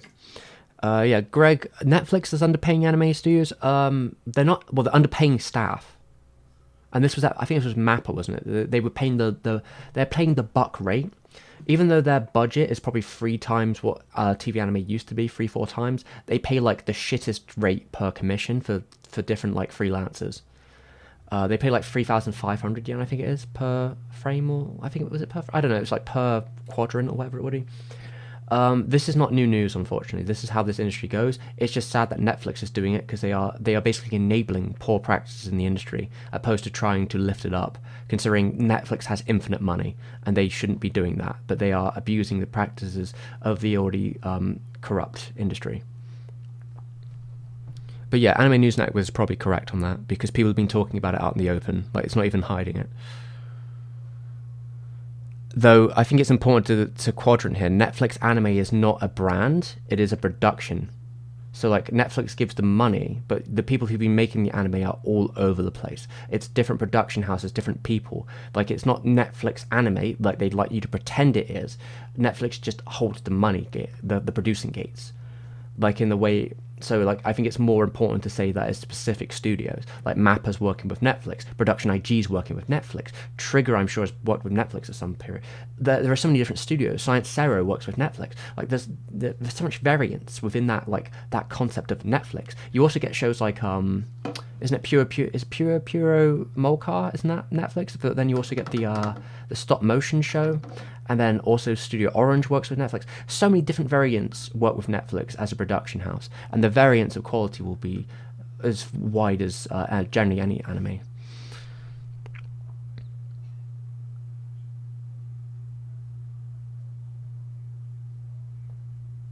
Yeah, not to say other producers play it well, but yeah, Netflix has with less excuses.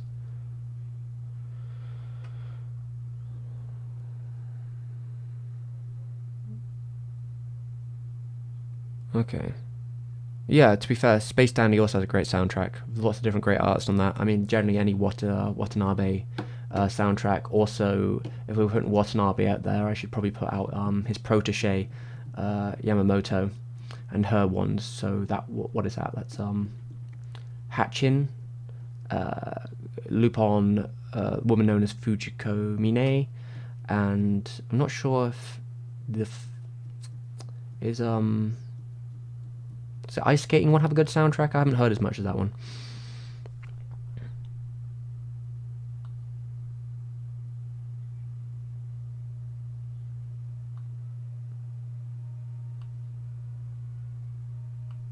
Where are we at?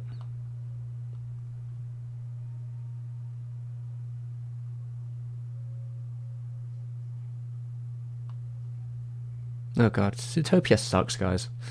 No one talk about no one begrudge my chat with Zootopia. I don't want that in here.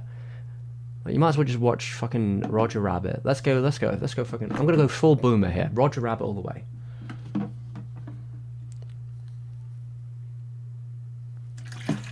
Yuasa month. I don't know. I don't know if there'd be a month of Yuasa. I feel like Yuasa would probably be like its own retrospective. I don't know if there'd be a month, because I do studios, not directors, for months usually, but I guess there are some variants where I might change that, but I don't know. I think I have a very hard time talking about Yuasa's stuff because of how, like, weirdly noodly it all is. Everything Yuasa does is kind of like noodly, wacky, sort of inverted wildness usually. Well, I mean, nowadays it seems like it's kind of corrected that bit, but there's just like a lot of crazy Yuasa-ness, and it always feels very sketchbook, and the guy's just like a bajillion interviews. He'll talk to like anyone for like 10 minutes if you want him to, and I don't know how I'd approach it. I'd have to find a way of approaching it, and I'm not sure how I'd do that right now.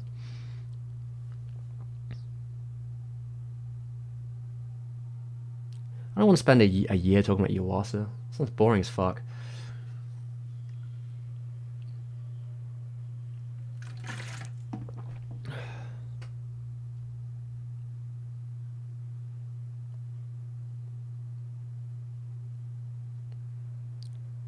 Wait, hold on. What do you want about Tekken Kin Street is not ping pong, dude. It's an American. I know Tekken Kin Street. I haven't watched it myself. Oh wait, no, sorry. Is it the mangaka? You're probably talking about the mangaka, I'm guessing, right? Sorry, I thought you were talking about the director. I know of it. I haven't really watched it. Oh, there's the cat. But maybe, well, with future plans to talk about Force, I don't know. I had this idea of doing like well, it depends what state my health is at the point, because month videos, like doing straight videos for a month, also really does take a toll on the health. But I would have liked to do a 4C month, where I just go through the whole, well, like a fair amount of 4C's back catalogue in different ways. Approach some of it from like a different angle. Like I'd like to do, like say for example, like the shorts of 4C, the music videos of 4C, the game intros of 4C, that kind of thing. I feel like those would be cool ideas, and then there would be, and I feel it would all come together with me having to unfortunately be like, 4C, what the fuck did you do with Children of the Sea? Why are you not paying your staff members? Why are you making them work this ridiculous amount of shit? You were supposed to be one of the good ones. Why did you betray us all? Et tu, 4C? Et tu?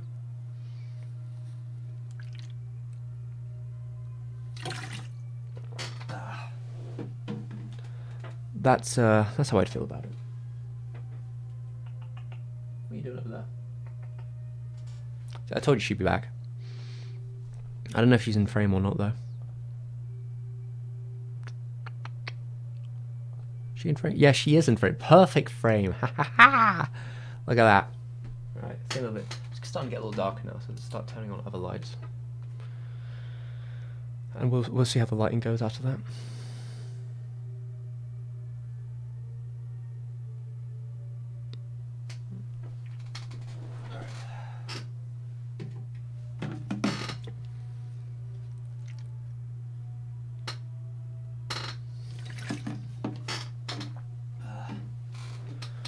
Alright, just do a little breathing, eh? I'm gonna take this off for a second. Do some stretches. It's getting all sweaty. It's the problem with having to wear this like all the time. When it gets hot, it's not great. There we go. So a couple there.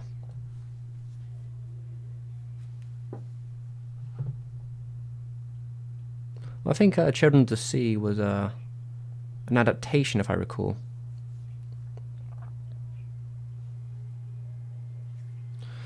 Yeah, I saw that Madhouse might be back. I mean, don't count your chickens till they roost, but Sunny Boy sounds interesting. I know somebody, someone who usually is in the chat, one of my mutuals.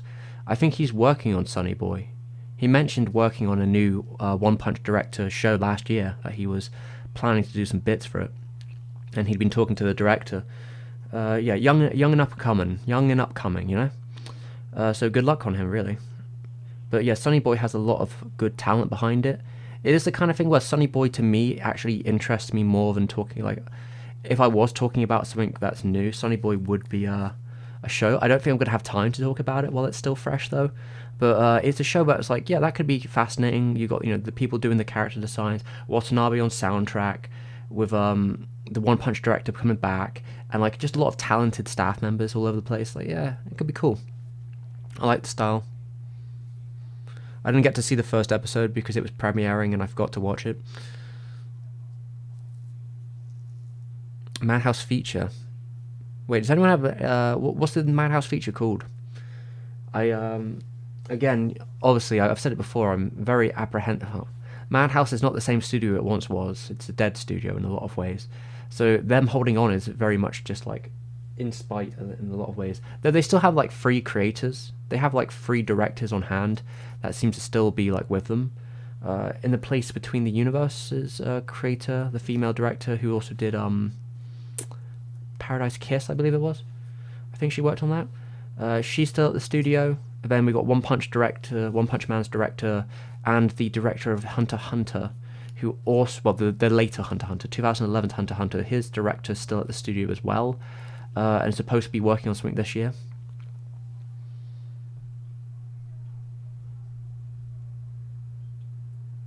A rare Madhouse and Mappa collab going on TKTOP? What? I don't remember hearing about that. Bringer of Rain. What up, man? Are you aware of Gemantria? I am not. I have no idea what you're talking about. Sounds beyond me, quite frankly.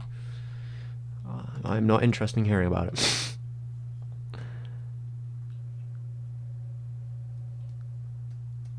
Goodbye Glee something? I don't know. Find a link to it. Did I watch Doro Hydro? Is that like one of the Mappa shows? Probably best not to watch. Have I watched anything from the last couple of years? I don't know. Probably not. Yeah, the director of Pace Beyond the Universe is directing a new feature. Ah, okay, that makes sense. It's one of their free left directors. Yeah, that'd be cool then. Good for her. Hope she gets the attention she needs. I approve, I guess. Yeah, Mappa and they're collabing on an anime series called Tact OP Destiny. What a fucking name.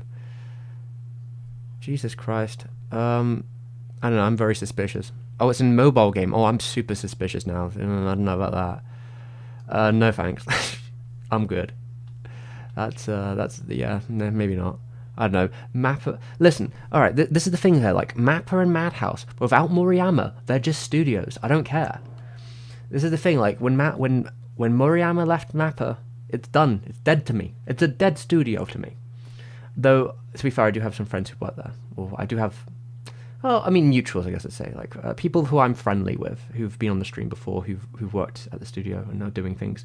So, like, I want them to thrive, but Mappa doesn't seem to treat its staff very well. And from what I heard about them telling me about Attack on Titan Season 4, it sounds like it was a fucking disaster to work on. Especially early on. But I don't know. Mobile adaptation-y? Well, I guess it's supposed to be original, so maybe it's a mobile and this. I don't know. Sounds very suspicious. I don't know. I don't like this. I guess it's going to be pretty, though. Give it that much.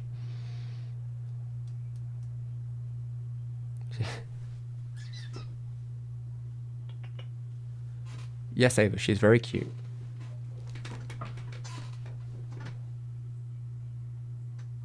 See you back for more. Alright. I'll leave her to do her grooming.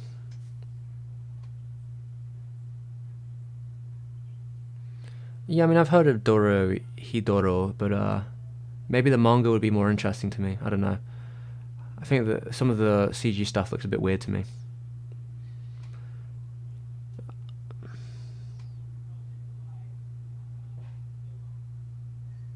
I have no idea what happened to Shaft. they're still making stuff, aren't they? I don't know. I'm not really up to date with Shaft in any way. I don't keep up with Shaft at all, to be fair, over the years. So, no clue. Absolutely no clue.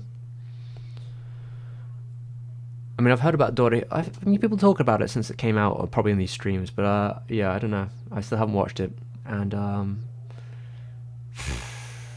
know if I ever will. Maybe one day. Who knows?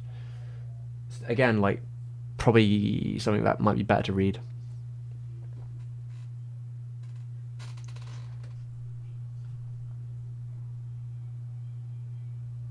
They made the March Comes with a line. Yeah, I think people like that, didn't they? Guy from the Renaissance. Is there a good anime series with darker themes, kind of like Berserk? There's probably 1,000 of them, quite frankly. You know, Techrolizer. You know, there's like a Clanad. Not Claymore. Claymore. Go, like, people always said Claymore was very similar to Berserk. So if you like Berserk, you'll probably like Claymore. I'll give it a go, I guess. But I mean, there's a lot of shows like that out there. I mean, basically all of Seinen has sort of, you know, taken probably a little bits and pieces from Berserk since it's such a titan. You could probably find plenty out there by just Googling it.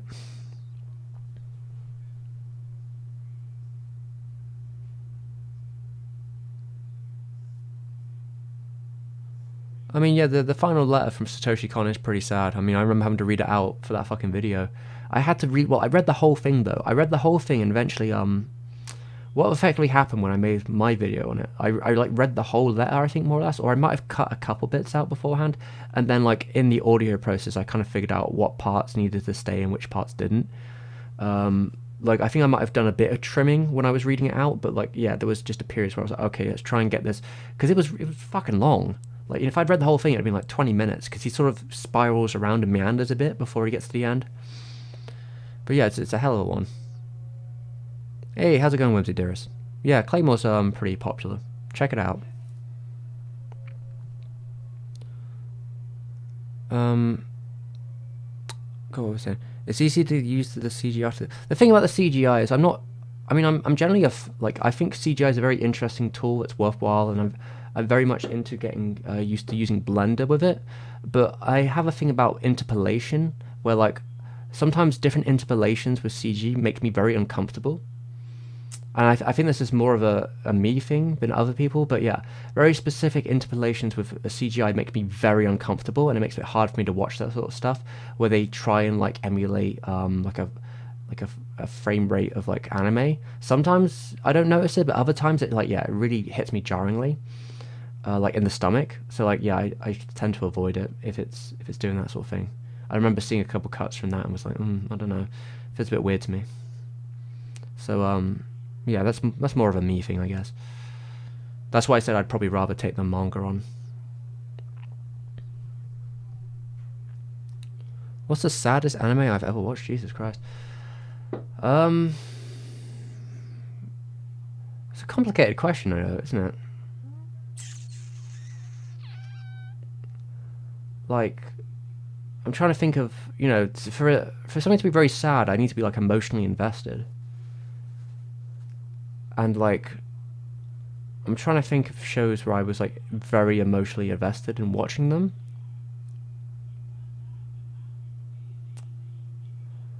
I mean, I was very emotionally invested in Ashton no Joe. I think I felt a lot of different emotions while watching it. Some of it was sad, obviously, especially towards the ending. I remember when I was much younger watching Clanad. I remember Clanad being quite... Yeah, it's Clanad, isn't it? I remember Clanad has a lot of emotional moments in it, a lot of, like, sad music and stuff.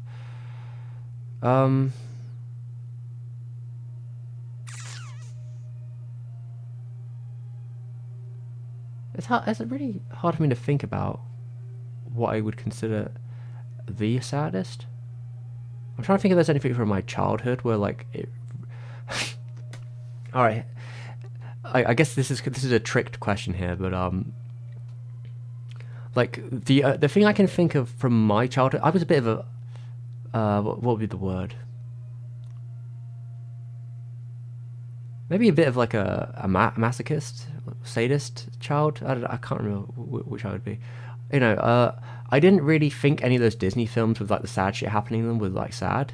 Like I rather be like egging on that they shot Bambi, his mother, which maybe borderline a little psycho I was at 5. But like the sad, like the one where I'm like, Jesus Christ, I don't really want to rewatch it because of how like much it is probably Watership Down, which again not anime, but like I can't really think of any anime where like I'm that like black. Well, not off the top of my head. I'm very bad off the top of my head anyway. But yeah, I'll say Watership Down. It's a trick question. There you go.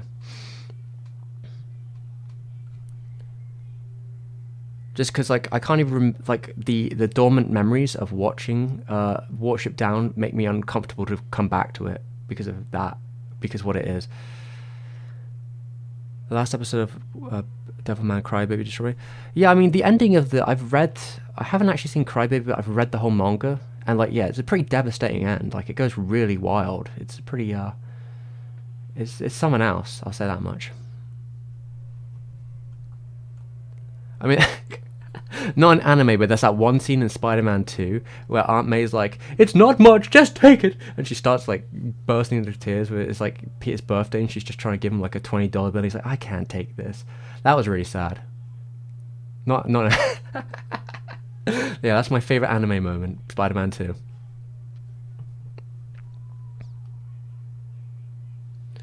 Yeah, I think it's the uncanniness that might hit me with the CGI sometimes. Not always though. I mean, I think there's a lot of. I mean, when I was a kid, I watched a lot of janky CGI shows, but I think it's a lot to do with the interpolation and emulation stuff that like gets me.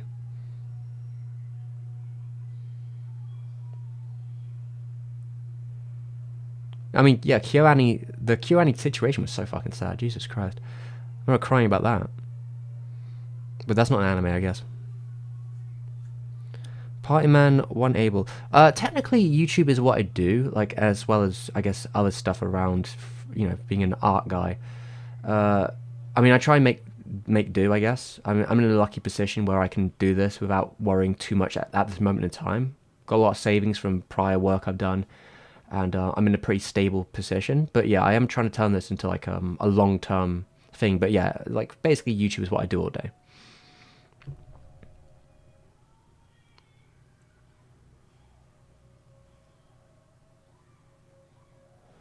Yeah, I mean, I think I don't really mind 3D CGI in a anime, but I think you have to, the art of compositing. I think is lost on a lot of people. But like, if you want to merge the worlds of CGI and anime, or like intentionally have the dissonance there, it's really a game of compositing and making them feel like they exist in the same universe. In a way, like say for example, I always use the example of Ghost in the Shell Innocence as a very good example of a 2004 movie that has very good implementation between its CGI backstops, colors, and its 2D parts. They all come together really flawlessly. That's what I think, at least. I think it's really beautiful how it all comes together. Even if you can tell the CGI is dated, it feels like it exists within the world in a nice way. So, however, like something like Golgo 13, right? The old Golgo 13 Dasaki movie with that one CGI helicopter. Obviously, that CGI helicopter doesn't exist in that world to a comical position. But yeah, but like a film like even the Lensman being old as it is, like the CGI in Lensman feels cohesive with the world in a way where it doesn't really bother me that it exists in that, even if it's pretty old school. I mean, it's an 84, but yeah, they feel cohesive. And that's really the key there, is you want to make sure that the CGI, if it is noticeable, it feels like part of the world. And that's been a lot easier to do in modern day stuff, like a lot of CGI. There's a lot of CGI backgrounds these days, and they seem to work pretty well.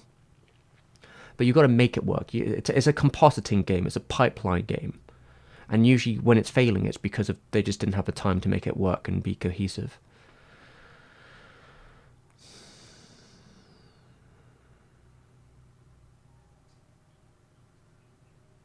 Yeah, Ashino Joe is the GOAT. And it's been like 10 plus years since I've seen the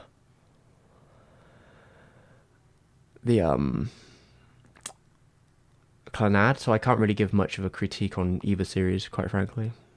I think the first season was probably sadder if I remember right, but it's been so long. And yeah, Watership Down's cartoon is very disturbing, but it is a rite of passage for most English kids to watch it because it's on Channel 5 every year. So I would have seen it at least. I'm pretty sure I saw it when I was a kid. I just don't have very weird memories about it. Like it's very like blurred. But like yeah, I've never rewatched it since because I've been like, oh god, yeah, the unpleasantness of it is still stuck in my mind, I guess. So I've yet to come back to it. I don't. The thing about Grave of the Fireflies, I feel very like angry more so at the way the story is presented than sad because I can see the cogs of manipulation working on it. It is very, it's a traditionally quite sad and brutal film, but I don't know. There's something about it to me that rubs me the wrong way. Like vehemently, I just get very angry while watching the ending.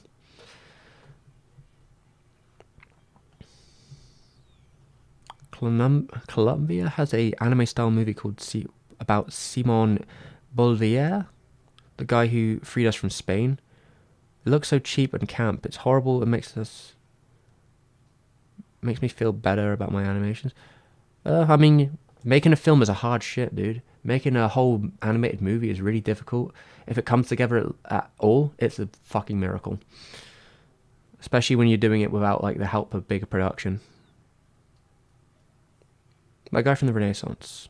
I appreciate the comments there.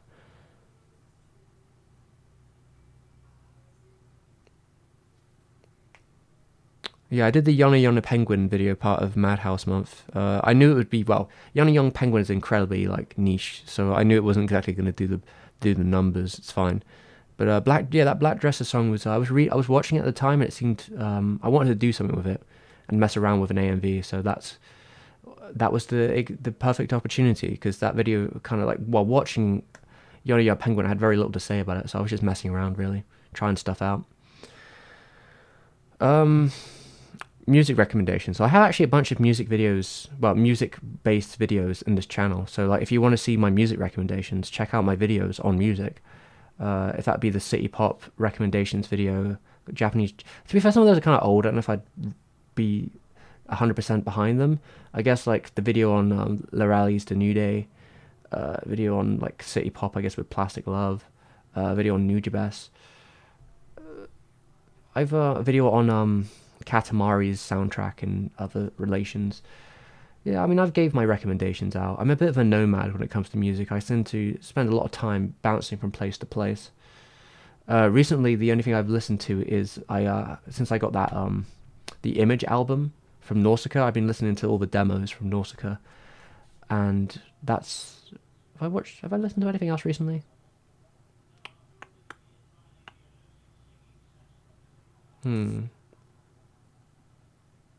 I had a record that I listened to. I guess it was a while ago now, but I have a record from. It used to be Sakamoto, like Ryuichi Sakamoto's ex-wife. I forget the name of the record though, but I had.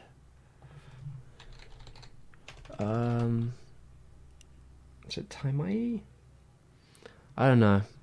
I forget, but look at my old videos. That's probably better. I'm bad at recommendations off the spot, so check my videos out. Spider-Man, my favorite anime. True. Did I draw the portraits for the Studio Arms video? Yeah, I drew all of them. Yeah, I draw all the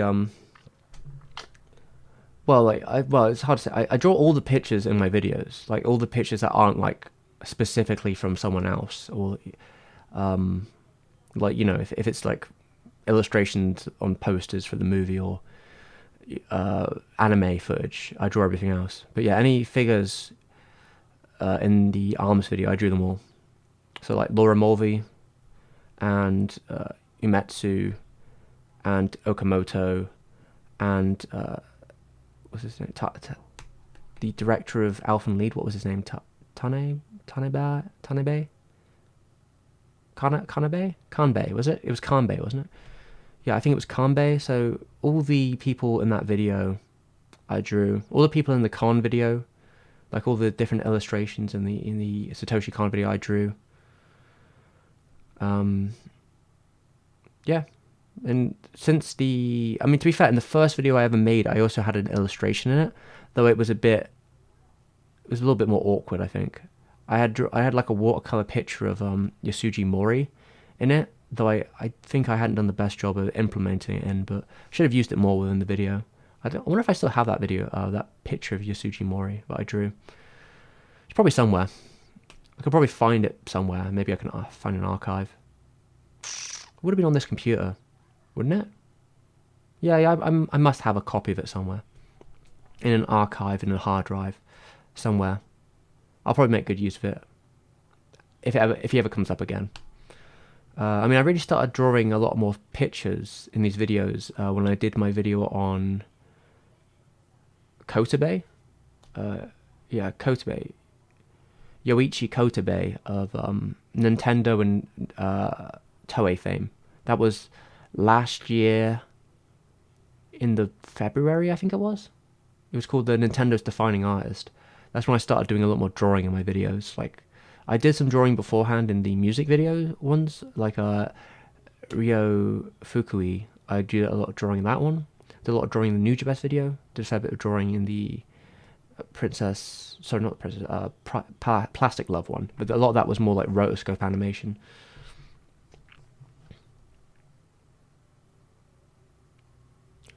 Do I play any video games? Sometimes, but with my carpal tunnel wrist, it's not really a good idea to play a lot of video games. So if I play anything nowadays, I try and play games that are a bit more low tempo. That won't do a lot of, like, action games really take a lot out of your wrist.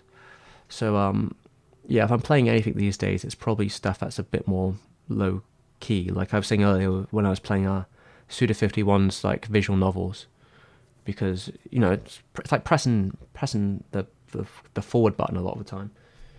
So I can do that, and sometimes I press the button with the other hand because there's a lot of like going through dialogue, press A, whatever. So sometimes I flip hands.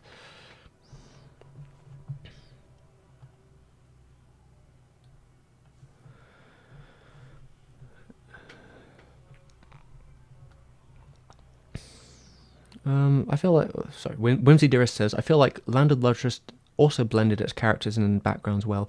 Yeah, compositing is a game that, you know, if you're good at it, it's great, and if you're not, it's terrible, and people will notice. But I think Studio Orange probably knows what they're doing. I mean, I watched the first season of Beast Stars, and I was okay watching that. There were some periods in the first episode or two where I was a bit like, what is that? But to be fair, I picked up a couple of the mangas afterwards, and I feel a more kinship with reading the manga, even though I'm bad. I don't think I even finished the mangas I had. But I had more kinship with that because I liked the personality that she had in her drawings. And I felt like some of the models, the 3D models, are a little bit more limited. But there was definitely an art to the directing of the series too, artfulness. Though I might have a preference to the actual manga overall. Though the music and voice acting and the direction was all really good in Beastars for sure.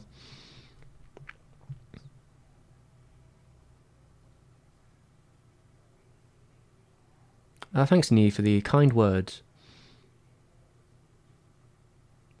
You have to check out Ippo. I've seen Ippo before. Yeah, I've seen Ippo. I've watched all the anime adaptations of Ippo. I've read a little bit of the manga, but there was something in it that was missing from the anime versions. I don't know. There's like a real ridiculous intensity to Ippo that I had a harder time finding in the manga, I think. But I didn't read that much of it, to be fair. I just sort of was gleaming through. It does seem like there's a lot of stuff missing from like some of the later adaptations, like little bits of story and such. Knowing how the story of Ippo goes and how it's continued to go, it sounds like it gets really fucking sad, quite frankly. So I've been a little bit apprehensive to actually really half it down and read the rest of it. But since I don't really think there'll ever be any more anime, that was a Moriyama thing, and Moriyama is not making any more Ippo. He doesn't work at Mappa anymore. He doesn't work at Madhouse anymore. No more Ippo's coming, as far as I can tell.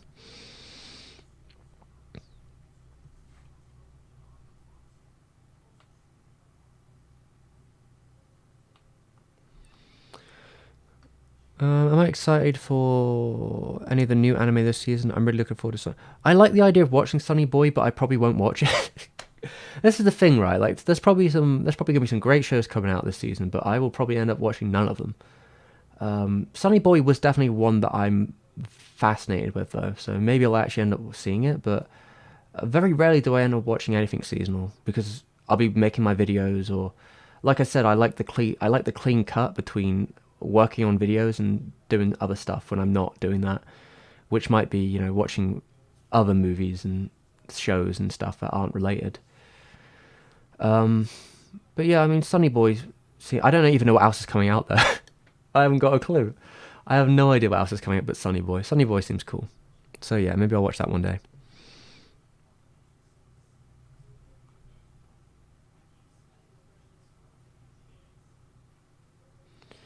I do worry about the Epo career. It seems like, I don't know, his health must be in real standards if he's still doing it weekly. It's kind of insane. I thought it was finished. What's my opinion of anime live action? Rikio is fucking cool, and so's the Speed Racer film.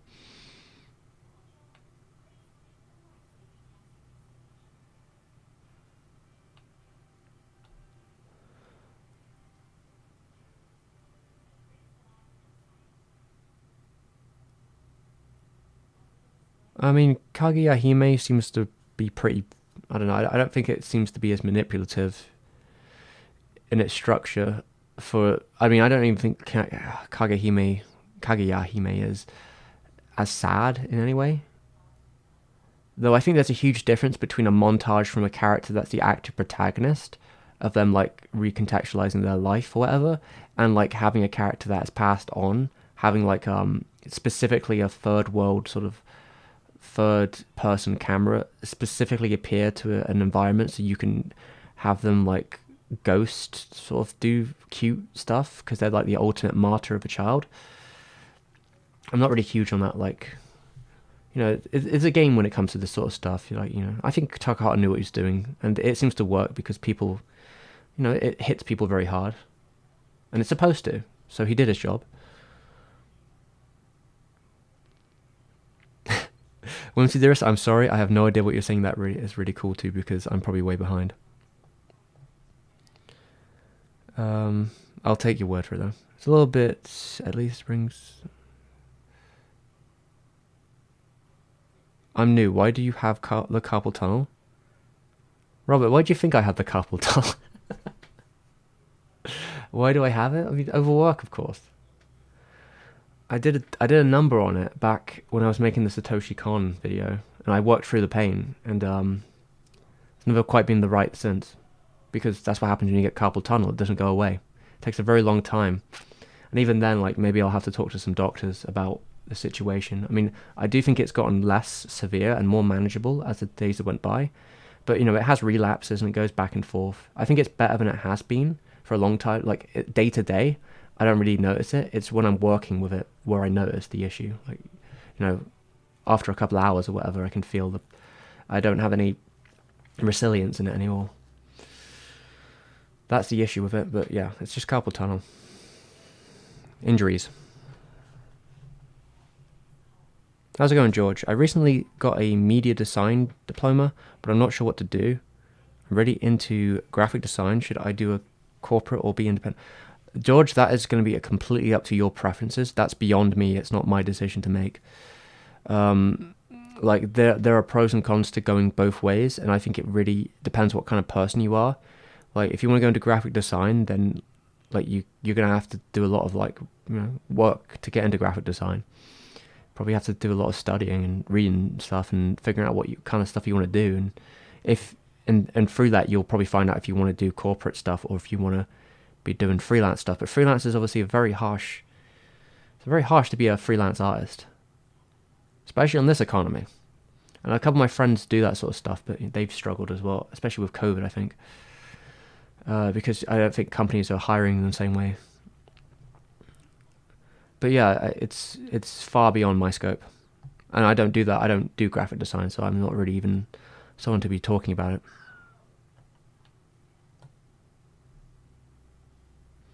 Well, I mean, Mr. World 2, Beastars probably wouldn't exist if it wasn't 3D because of how complicated all the different characters are. I think it's a necessity that the show had to go that way, likely, just because of all the unique characters and having people being able to draw them on model with all their different like textures and furs and whatever else, it would just probably have not went down too well. Especially with that kind of show it is. I think they would have very much struggled.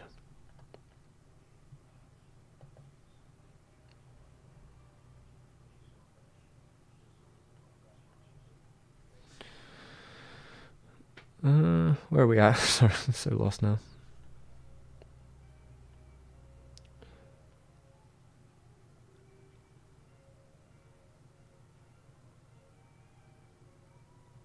I mean, if you're looking forward to watching something other than anime, I mean, I've seen Reanimator and The Thing.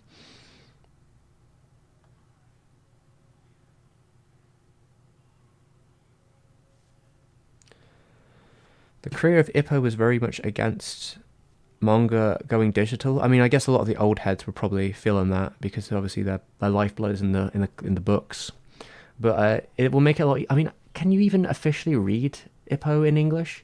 Because back when I was watching Ippo, it was just like there was no way of consuming it legally anywhere. But maybe that's changed now. Oh, I was saying about your drawings in your video. Oh, thank you. I appreciate the kind words, Whimsy.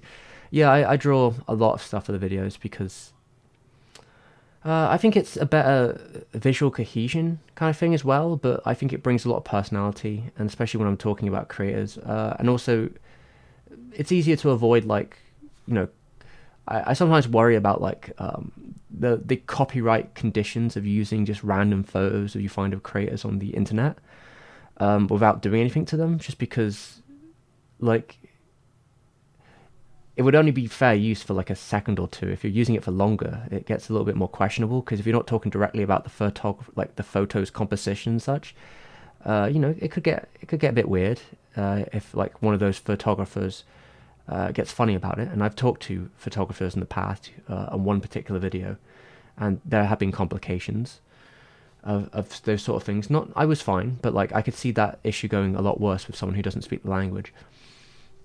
But yeah, I'm just, you know, if I'm gonna have a page or like talk about a creator, I like having my own stamp on the style of the video or what it should look like for that creator.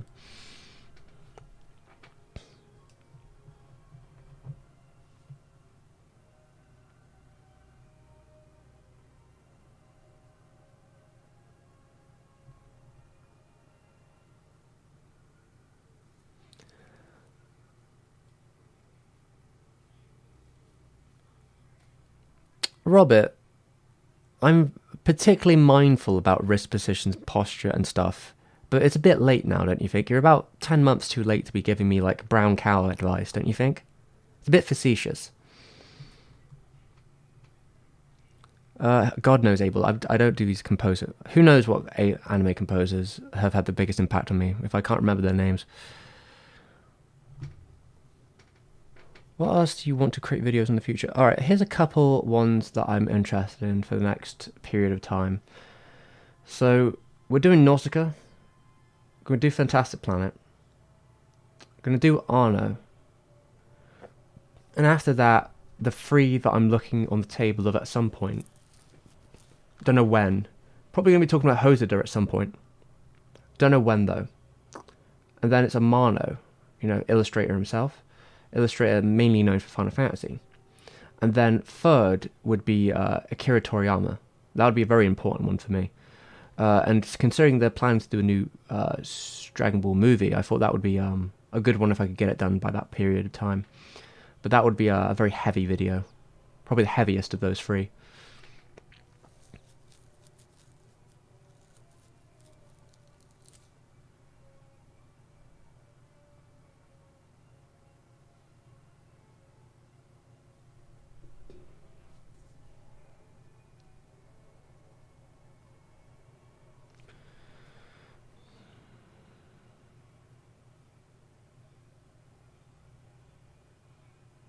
No, you can't, but finally the Japanese got the digital release. Okay, that's good.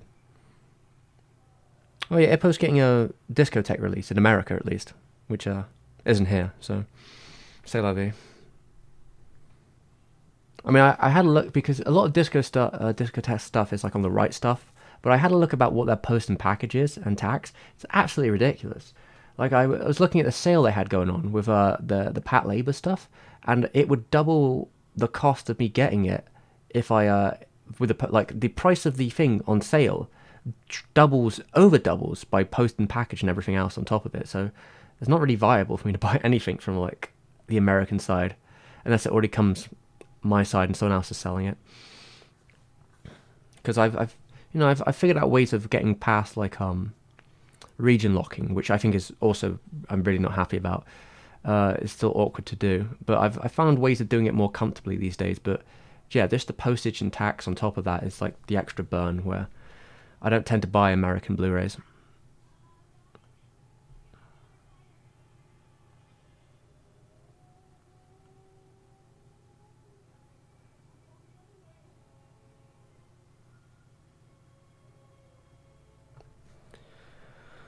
Well, Hono, I know someone who works at Discotheque, and it sounds like all their releases have been doing pretty right so far. So I hope IPO's doing okay as well, but it sounds like they've been doing good numbers in general, so IPO's probably gonna do alright.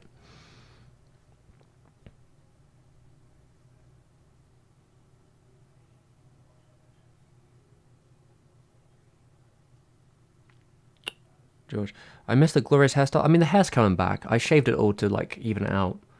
Basically, my hair was a little bit wild because I'd been cutting it for the last year, I guess. But yeah, it was a bit inconsistent. Some of the like my hair beforehand, I hadn't done the best job of like keeping it even. So it was kind of finding its pattern before I cut it. But I'd had trouble with mainly the back and like keeping it with the front. Like so in the end, I was like, nah, I'm just gonna shave it all off again and start again. And I knew it was gonna grow back pretty quickly. So it's coming there. It's been a couple of weeks. It's growing back.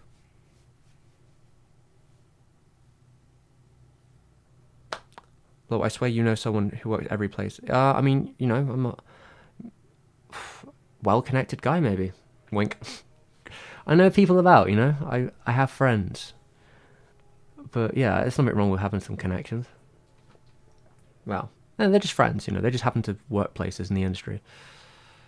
Well, some of them less so. Some of them are fans that I'm friendly with who work in like as animators or around.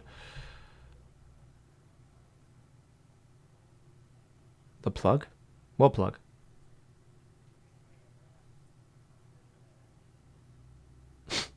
Thank you, DS, for the comments on my handsomeness.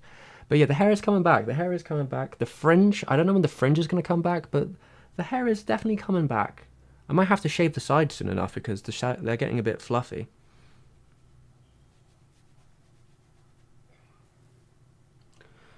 So maybe I've got to shave the back and sides again to give it a cleaner look. But I'll wait a couple of weeks before I do that. I'll let the top come a bit more, and then maybe I'll clean up the back and sides. Just make it nice and trim. Amano was involved with Vampire Hunter D, but the novels. He did the covers for all the novels. And he was also involved in Gwyn Saga, is it? Gwyn? I think it's Gwyn Saga. Basically some of the very formative fantasy novels that inspired the creator of Berserk. He did the covers for those in Japan. He also, he did a fair bit all over, quite frankly, because he was also a fine artist, as well as probably best known for his work in Final Fantasy as the illustrator for that series. But even outside of that, he worked on Angel's Egg, and he's done a couple of his own films, I believe. He's been around. He also was an early person in Tatsunoko. He was working there from 16 years old. He was like a prodigy. He did a lot of animation direction and character design over there. So yeah, he's been all over the industry, which is why I think he's a really fascinating person to talk about, just because of how multifaceted and spanning his career went in all these different ways. And now, he's kind of like in a legacy perspective where he can sell his prints for very good money, do his thing, still does his like legacy illustrations for the Final Fantasy 15 covers and all that. I'd actually be very interested to see him do like the character designs on one of those newer Final Fantasy games. I'd really like to see them use like the newer like high density CGI stuff they've got going on stylistically to do something a bit more styly. I don't know how to put it, like something that's a bit beyond photorealism, or like anime photorealism as they do these days.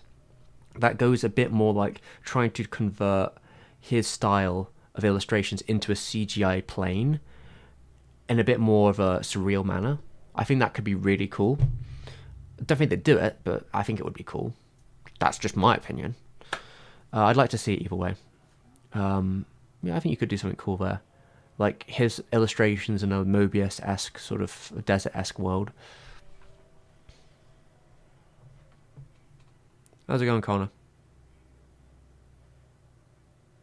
What I think about the relationship between economic growth and entertainment, there's always going to be a battle between those two fields, quite frankly. I would say it's a very complicated conversation, though. Not one I can be fucked with now. But yeah, I mean, there's always going to be a fight. And economic growth is kind of against, the ability of the artist to always have to fight for higher grosses, higher gains is a detriment to the artist, quite frankly. Very few artists can keep the sort of continuous growth up. And even the ones that have like hit the peak pinnacle part, they're kind of like consisting on a good basis, more like like keeping it kind of even over the time period. That's probably more healthy overall. But yeah, I don't know. It's a mess.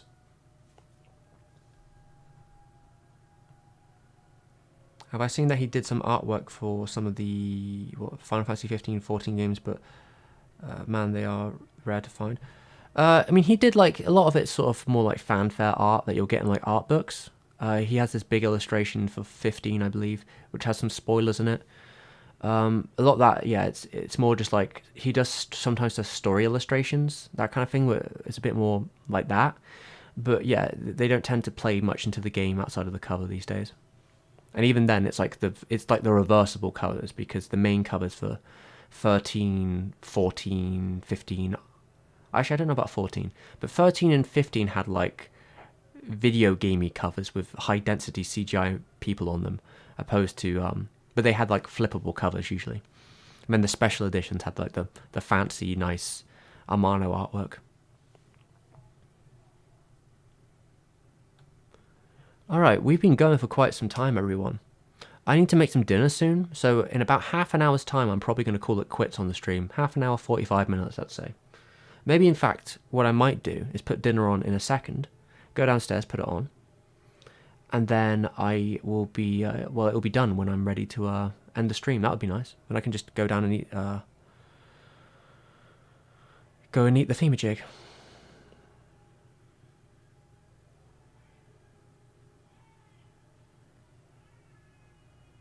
George. I do respect the shave though. I wanted to do that, but I had too much pride.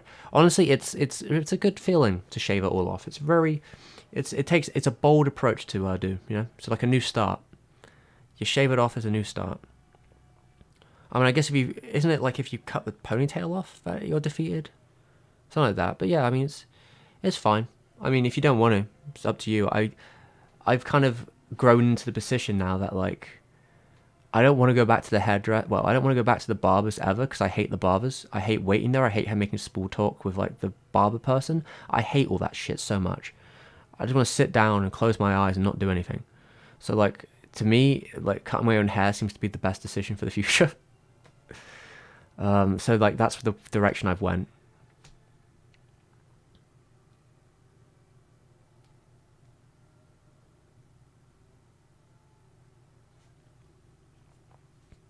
The problem is Square has been pushing more CGI and Western influence, and we're lucky to see as well. Well, I don't know if it's Western influence as it is just like these are the trends that happen. Like the CGI is always that sort of look in CGI has. I mean, they've probably done the market research. It sells very well. Like the breaking technology CGI realist stuff sells very well to a general audience, incredibly so. They probably know this more than anyone.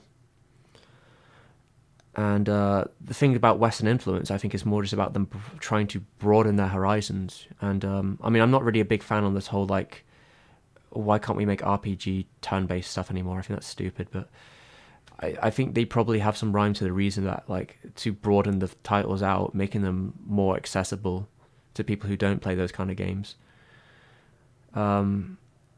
is what they did. I just would prefer if they also kept the turn-based stuff to some degree, but you know, what can I say? They've already made that decision now since a long time, so there's no way around it really.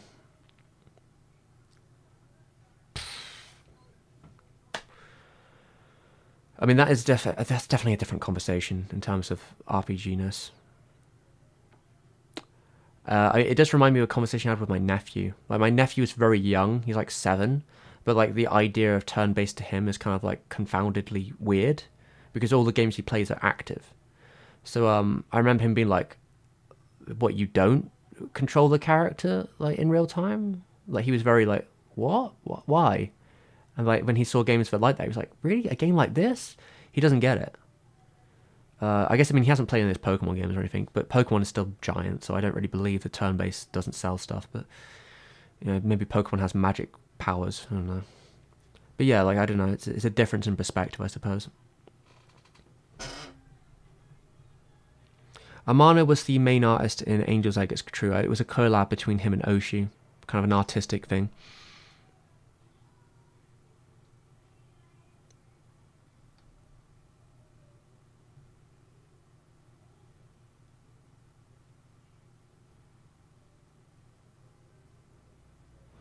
Yeah, I mean, when I say I want his style, I want them to completely remove the semi-realism thing and go just strictly to like recreating his artwork in CGI in like cool ways. That's what I want. And Connor, I don't believe in guilty pleasures. I think it's a bad way to frame things that you like, that you have to be guilty about it. I just don't believe in that like methodology. I'm not guilty about anything I like. Why should I be? Like, I like things for different reasons. There are complicated reasons to like stuff, and stuff that may not be like the orthodox of good, but I think there's still merits to it. So yeah, I don't believe in it. I don't believe in such ideas. It's good or it's I like it or I don't. That's really how it goes.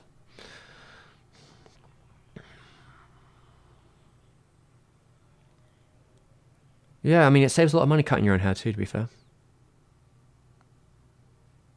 Automated haircuts, no small talk. I mean, some people like that stuff, but I can't be doing it. I don't know. I find it very tiring. I guess if you get on with your hairdresser, it's not so bad. You know, the people I tend to get my hair cut by are so divorced from my reality. It's hard to like talk to them. Ah, thank you, Sandy. Thank you for the kind words about the content. New FF looks like The Witcher. I mean, it's kind of like edgy boy stuff, the new one, but you know, I'm game for it, I guess. I mean, I probably won't play it, but my friend will. I like that they got the Devil May Cry combat guy in, so it'll probably play very well. But you know, it'll be Devil May Cry, but 40 hours long.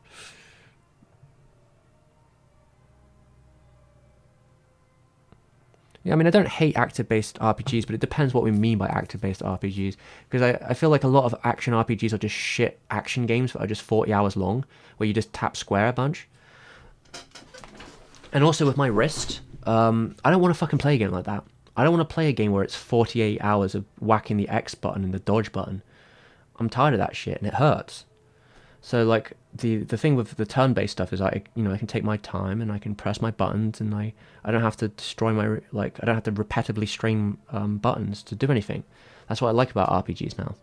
It fits, you know, the position of my injury. So I have to think about that sort of stuff more so.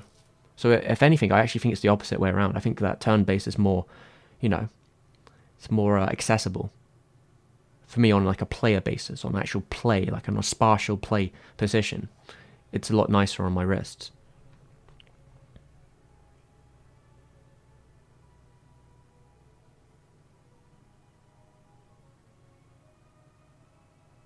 Have I seen the Origin game, the Final Fantasy Origin game?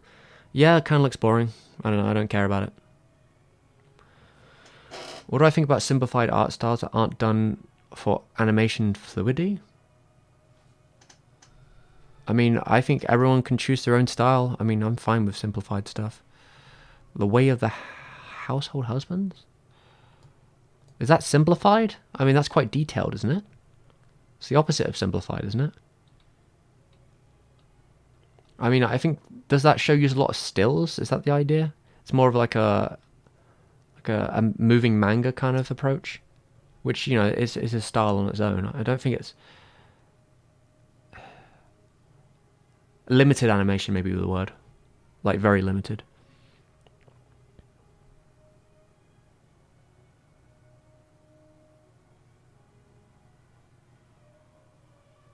Yeah, I mean, I'm a big fan of the hand-drawn art covers for games, but I guess I'm the minority.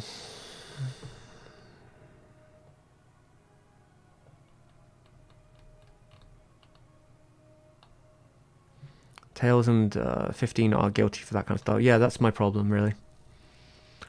Like, I know people quite like the like Kingdom Hearts games have like a lot of variants, and like, you know, the meta game of Kingdom Hearts is kind of wild. Though, like, realistically, when you play them like normally, you can just press triangle to win. But there's like a lot of, you know, there's the menus for magic and shit and all this other stuff you can do that's like beyond me. And I appreciate that like that's obviously for someone. Might not be me, but it's for someone. So there is that. I don't actually think it's going to get dark while I'm on stream. I can't use my ambient lighting to full power. I think the for whatever reason the sky isn't getting dark. So by the time we end the stream, it's probably still going to be daylight out there, that doesn't usually happen for me. That's pretty wild. But yeah, I'm just really not a fan of the active action, basically the action RPG stuff mostly. I'm trying to think of one that I think is interesting, but like I remember playing Jade Empire when I was a kid, and that was just like the epitome of just smack buttons. Trying to think of something that wasn't that way, because it all feels that way. I guess like Half Minute Hero maybe. What kind of does the line in that? I can't really remember. I think you just press forward and other buttons, right? But that kind of has a different approach, but it's still pretty basic. It's just that it's very bite-sized. I have not played Valkyrie Chronicles. My friend stands by it. It seems like a cool idea. It's more of like a tactical RPG though, I guess. But yeah, I appreciate what they were trying to do. Do I play PUBG? I don't play... Abby, my dude, I do not play any of these shooter stuff with this wrist. You think I can play any shooter? Like, I can't play anything Twitch. Like I said before, realistically, video games are something I do very far and few between. Not only because I'm working, but like it's just not good for my wrist. So anything that I have to use like a cursor or a mouse to aim, no, I'm not doing. I can't do it. It's just strain. So like if I'm playing anything these days, I guess it would probably have to be some kind of adventure game, maybe something handheld that's kind of a bit more easy going. You know, visual novels, RPGs. I think I get away with racing games a little bit. Like I obviously play Ridge Racer. But yeah, it is. I don't know how much I can play.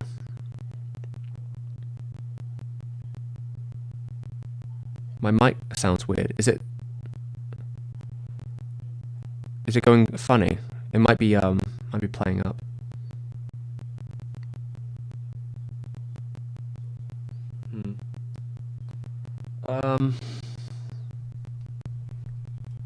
One second. That probably means we need to end the stream in a sec.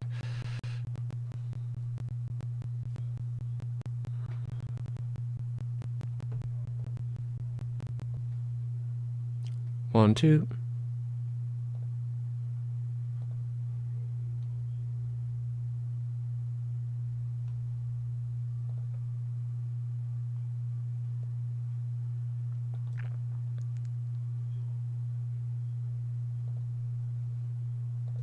All right.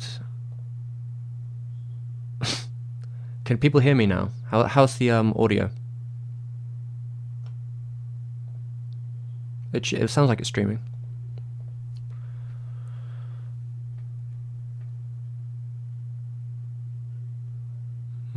Just looking at the lighting now. So yeah, it's getting a little darker in here. You can see the lights better. But there's a... So let's get darker before we can truly get the true potential out. Alright, anyway, where are we?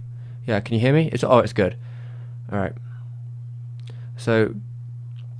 Because that's because my camera shut down earlier. Because when my camera interrupts its link, or maybe I actually might accidentally tap the wire too. I don't know. But yeah, when the link between the camera and my computer gets interrupted, it sometimes messes with the audio, because of, I guess, I don't know why, it just does. So sometimes that happens. So I just have to restart OBS. But yeah, I'm gonna have to call it quits in a second because I should get some dinner. So I think we had a nice little stream here. I'm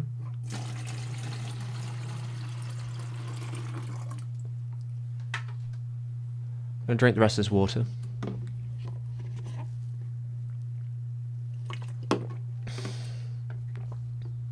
Alright, so I'll give a couple, I guess, some bullet points just for everyone, just in case you've came in late. So I started the stream talking about health concerns, and I will be making a video about it a little bit later, which is a bit more like the future of the channel video, where I talk about what I plan to do. But yeah, you know, I was having heart troubles for the last couple of days, like a lot of stress on it, high beats, pulsing.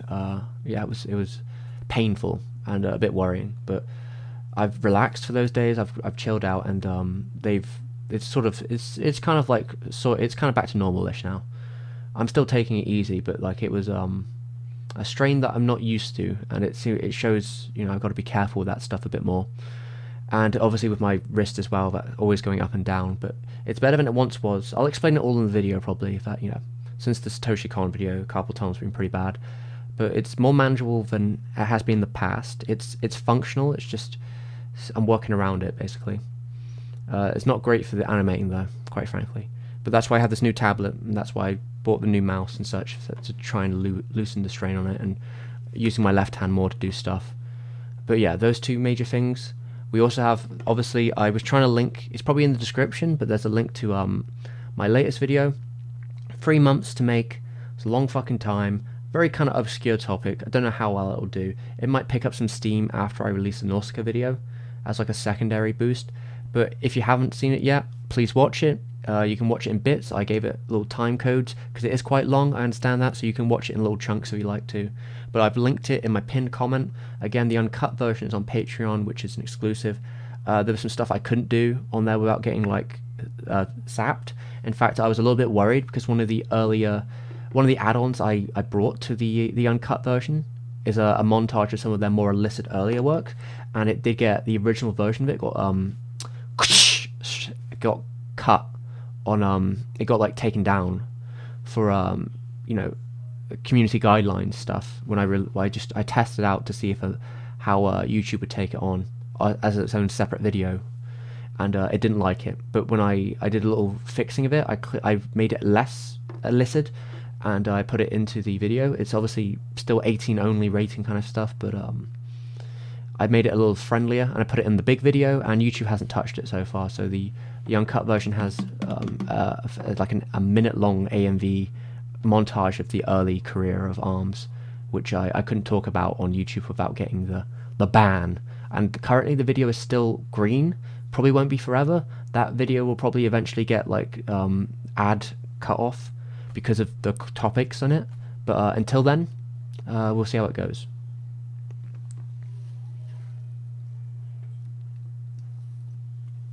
I've seen it, but I can't remember. Alright, George, well, watch it again.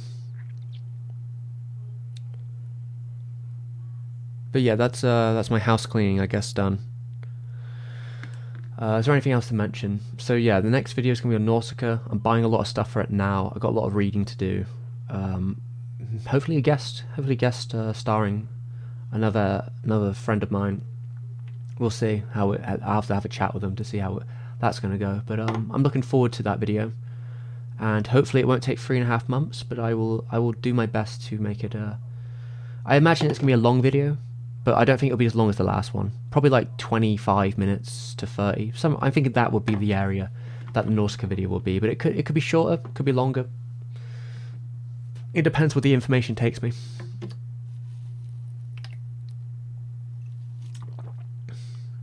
Abhi, I have no idea when the next video is going to be released. It will be finished when it's finished. But I will be talking about the manga. I'll be talking about the... Alright, so this is how it will be going, right? I'm going to be talking about specific artists within it. I'll be talking about Topcraft, Arno, Canada, and we're going to talk about Miyazaki's journey. We're going to be talking about Suzuki's journey.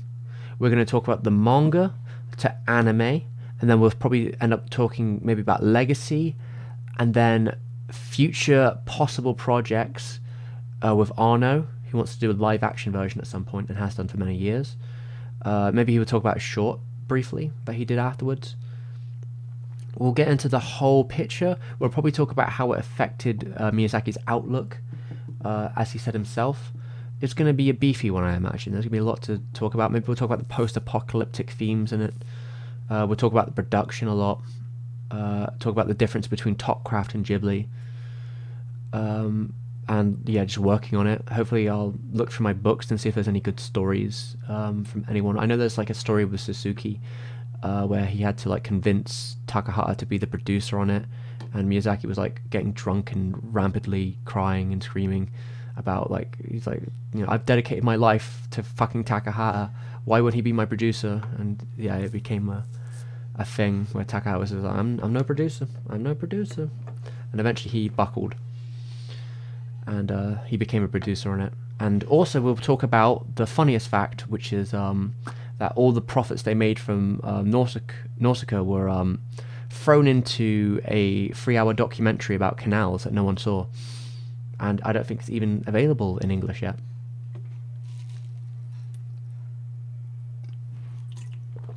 Describe my channel in under 10 seconds. Fucking based. There you go. Sorry, Alex, we're about to leave. Lol. We are almost done here. I was just giving a final goodbye to everyone. I appreciate everyone who's shown up today. I hope everyone had a nice time while we were streaming. I want to make some dinner, and I will, I don't know, sit down, and I feel like for the rest of the day I have some reading to do. I want to be reading the book Anime Machine for this next video. I think some of the stuff in it might be useful, the way it talks about planes and such and different stuff. But I've got to read it all. I've got to find a file that's good for my e-reader. I have a PDF, but the text is a little bit too small, so I'm going to see if I can find a Mobi. I think it's called a Mobi file, or maybe I'll have to transfer it into a Mobi file. Something like that. But yeah, okay. Say goodbye, cat. You still in frame? Is the cat still in frame, everyone? Yeah, she is. Alright. Bye, everyone. Bye. And the cat says goodbye, too.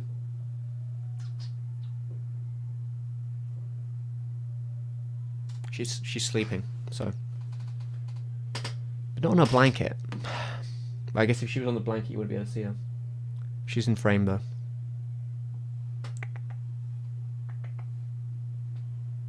Good cat. Yeah, okay, it's 9:05. I'll probably call it quits in a second.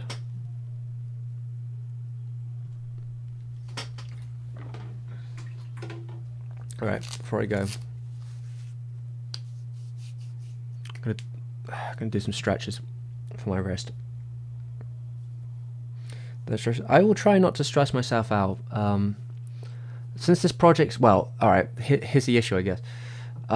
There's one last thing I need to do for the project, which is I need to finish the closed captions, because the video's so bloody long, and that YouTube threw away 33% of my work, and didn't save it, which is nice. But yeah, I need to finish the final, like, 20 plus minutes, I guess. Maybe a bit more than 20 minutes, 20-30 minutes. I've got to finish of captioning. Got to clean it up. So maybe I'll do that tomorrow. I know I don't really want to do it now. My wrist hurts. So I'll probably sit down and read. That's probably my plan. But yeah, thank you for joining me, and we're not at 3 hours yet, but I don't know how long I can extend this goodbye.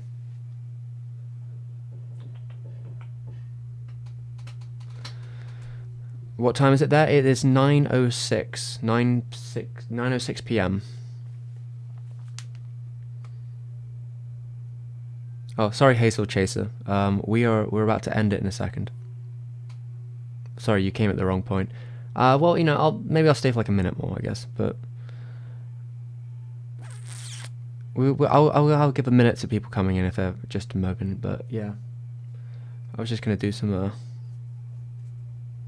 Jesus Christ, Abby, you should go to bed. If it's 1:30. How's Kitty? Kitty is fine, as you can see. She's just sleeping. She's having a good, nice chill and sleeping away. I don't want to wake her up, really. I don't want to bother her too much. She seems pretty content sleeping. It's been pretty warm. How's it going, Hayden? We're about to end the stream, I'm afraid. I'm going to make some dinner, but no, that's cool, Hazel. It's fine. Don't worry about it if it's a little bit late. You know, that's how it goes. And same with Mart Jin.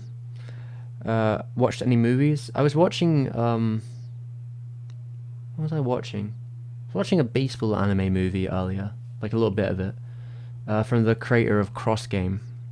He did apparently a trilogy of 80s anime baseball movies. I was watching a little bit with breakfast, because I just finished Cross Game recently. Oh, you just woke up? Nice. Right, well...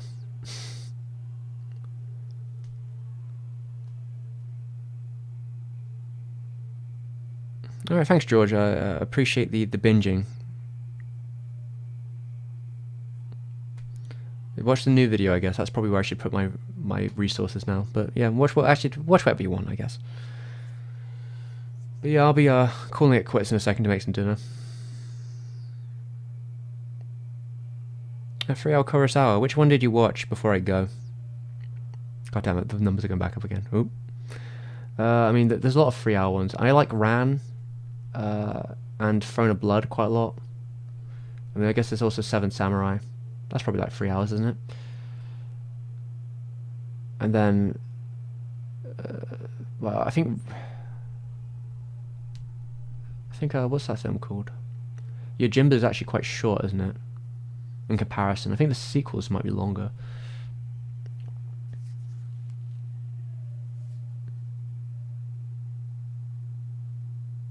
Wait, did you send me the lines, Hayden? I didn't get a message. Wait, let me double check, Hayden. Are you sure you sent the lines? Because I was waiting for you to send something, but I never got anything. Let me double check this.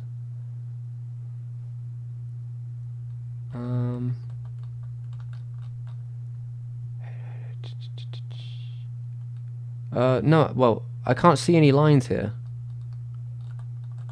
Did I miss them? Did you send them up somewhere else?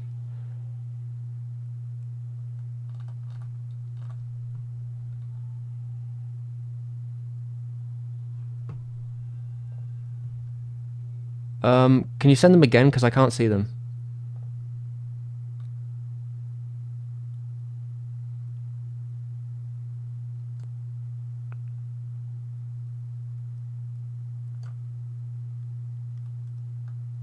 Yeah, I can't, I don't know, I can't see it.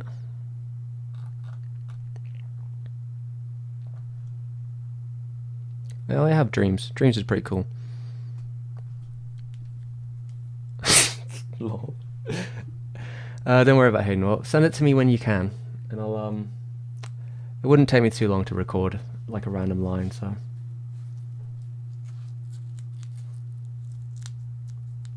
I could probably do that without much trouble.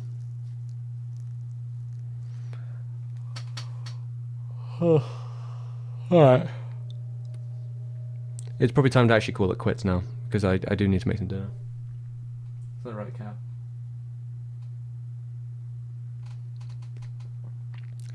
So this probably should be my final goodbye, but I'm always so bad at saying goodbye. Wait a minute. Aha, there we go. Yeah, I'll probably record it tomorrow.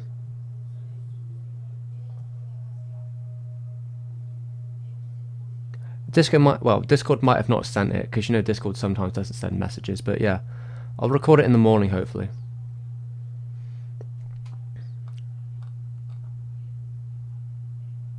But yeah, probably time to say for real goodbye. Not quite good night yet, but I will be eating dinner, and then after I finish eating dinner, I'll probably read some stuff and then chill out. Maybe I'll put on my my Nausicaa image album again and read. Make some notes. Find one of my sketchbooks and make some notes for the book I'll be reading. But yeah, all right.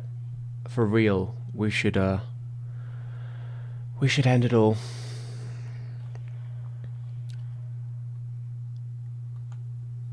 Yeah, no worries, Hayden. Don't worry about it.